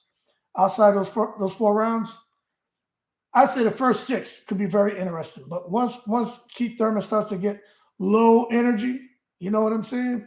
That's going to be a problem because, Errol Spence is going to pick it up.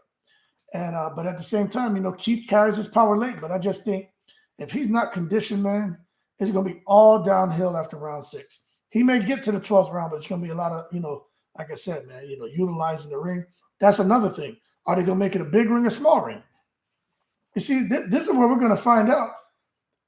What are they trying to do? If they make it a big ring, that means they're trying to push Errol Spence out of the welterweight division. But if they make it a small ring, they want to make sure he wins. So that's something else we got to pay attention to. What size is the ring going to be? That always mattered. When it came to Floyd Mayweather never had no damn small ring. Floyd Mayweather was never forced into a tickling contest into the ring. Floyd Mayweather had the ability to utilize a huge ring. And, and that benefited him. QT, if Keith fights a good fight, even with a loss, they'll make Crawford versus Thurman next. I think Crawford versus Thurman could end up becoming the mandatory because if Crawford and Spence can't sort things out, or if Spence decides to move up, remember, like we just talked about, they're making it impossible for them to to work a deal out in 60 days. 60 days, like I said, 4 weeks of that is gone. They're giving them 4 weeks to try to make a deal. That's not going to I just don't see that happening. So Spence and Crawford, like I said, kiss that goodbye. It's not going to happen. But Virgil Ortiz is in the WBA now, man. He got a fight over there. Ennis is over in the IBF. Next is Keith Thurman. Keith Thurman becomes a mandatory to Terrence Crawford.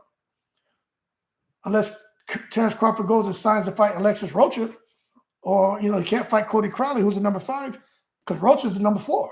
Cody Crowley's number 5, but Crowley's over there fighting in the WBC right now in February in the title eliminator. After that comes Rashidi Ellis as number 6. He's off the radar right now for the WBO, so he's not getting a shot. And after that is Giovanni Santillon. And, he's not getting no shot. Then comes Blair Cobb, my boy Blair Cobb.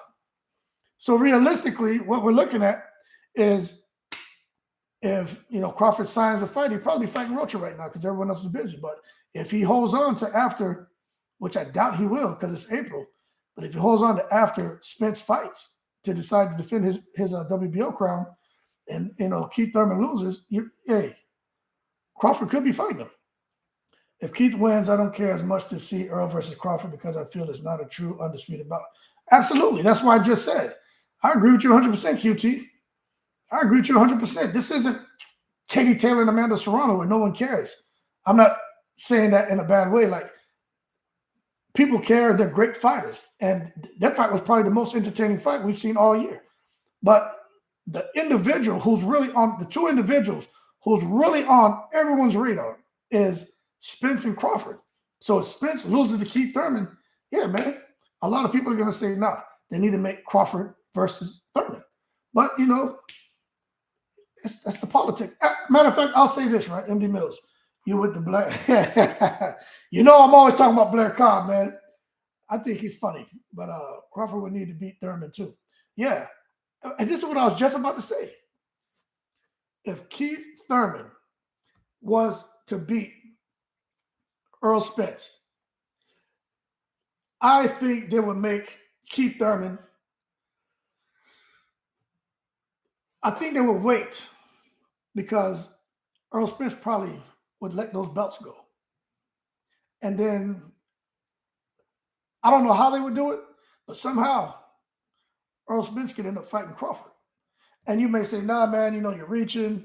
All I'm going to say is this, right? All I'm going to say is this.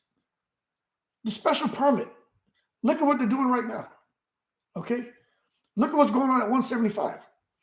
You got the WBC, right? When these sanctioning bodies work together, things happen like what we're seeing now at the welterweight division.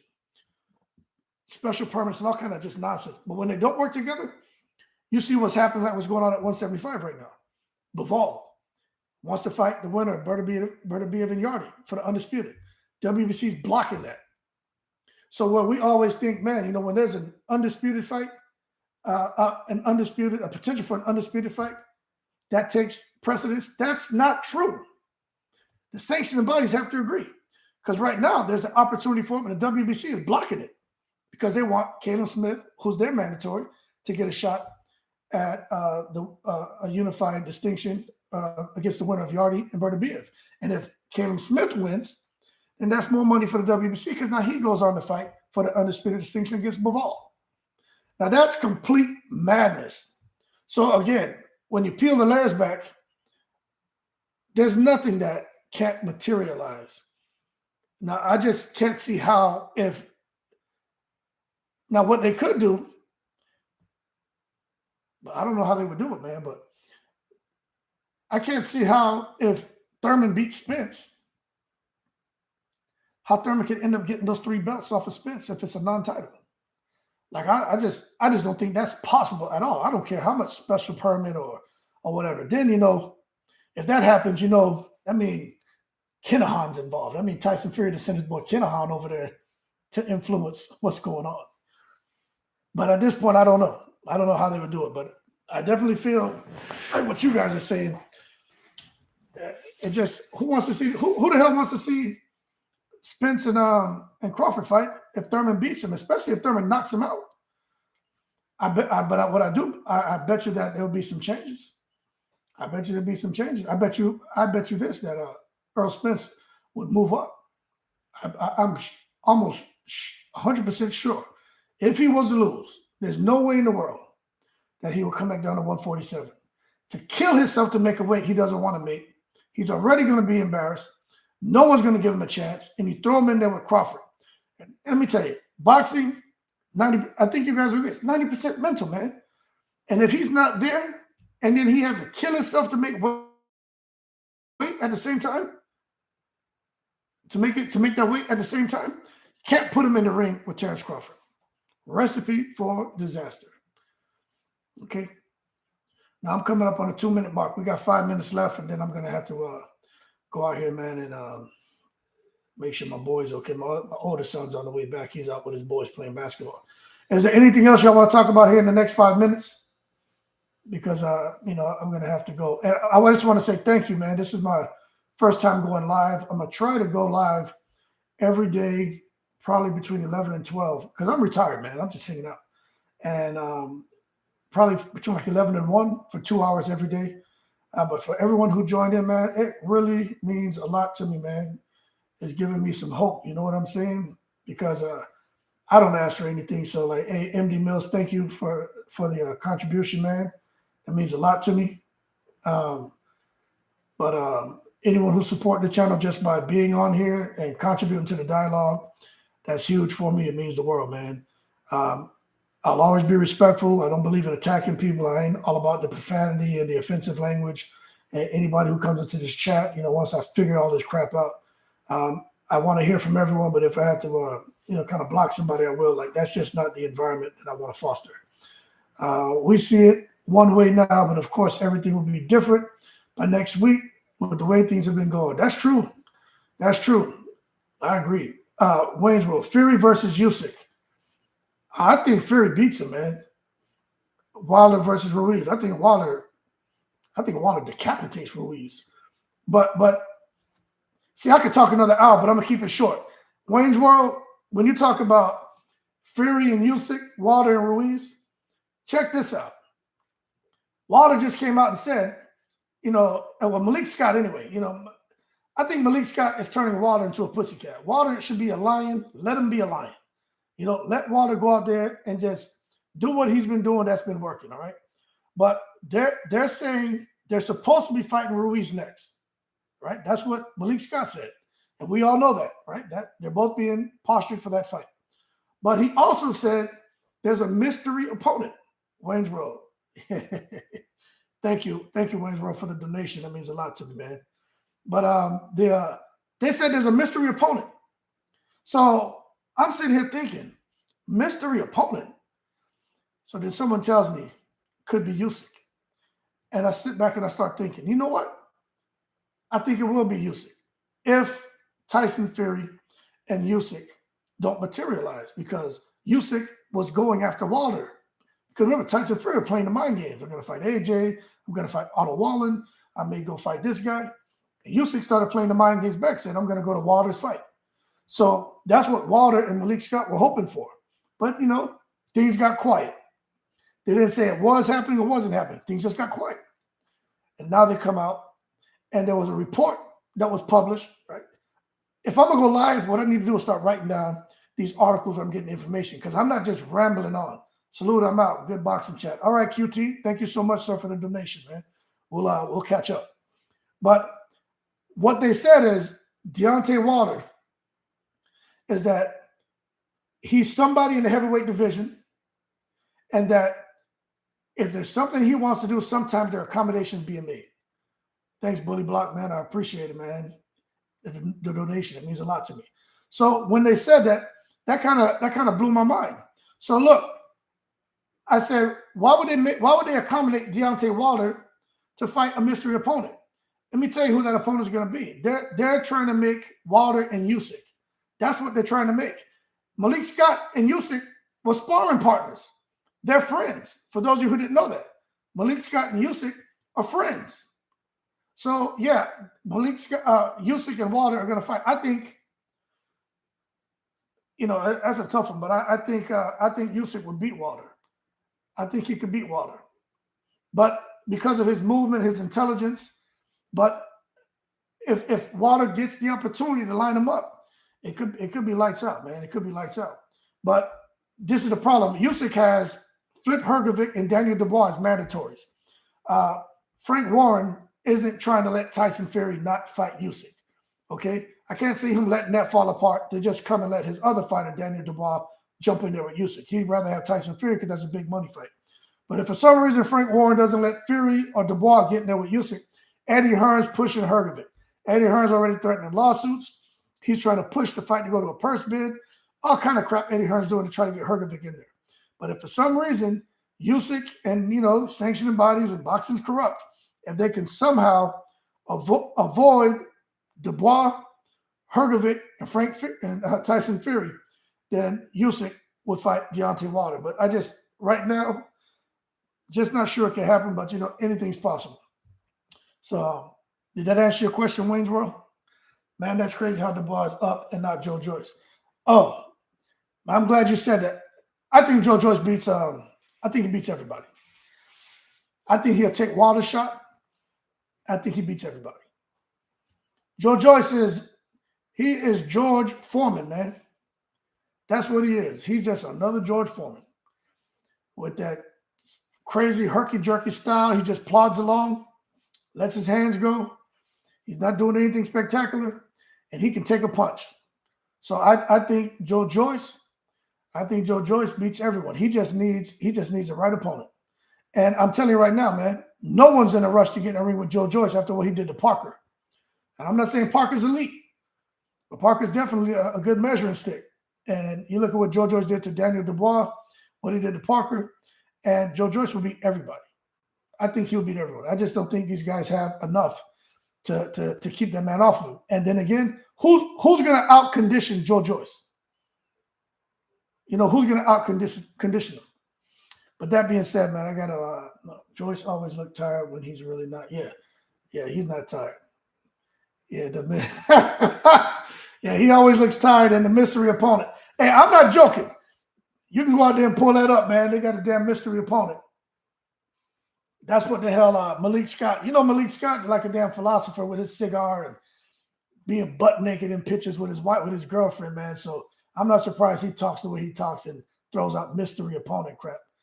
He need to put some clothes on, man, before he does interviews and what he needs to do. But that being said, y'all keep cool, man. I really, really appreciate your support. I have a Twitter page as well. You can just go put in a Hood Champion Boxing and Sports. I'm going to start posting on there the days where I'm going to go live. I'm going to try to do it 5 days a week, probably between like 11 and 1 for 2 hours. So if you're able to jump in, and we can talk about boxing and just about anything else. To everyone who joined in, Wayne's World, peace, bro. To everyone on here, man, it really means a lot to me. Y'all keep cool. Shout out to the veterans, people from all 7 continents, and I'm in the breeze.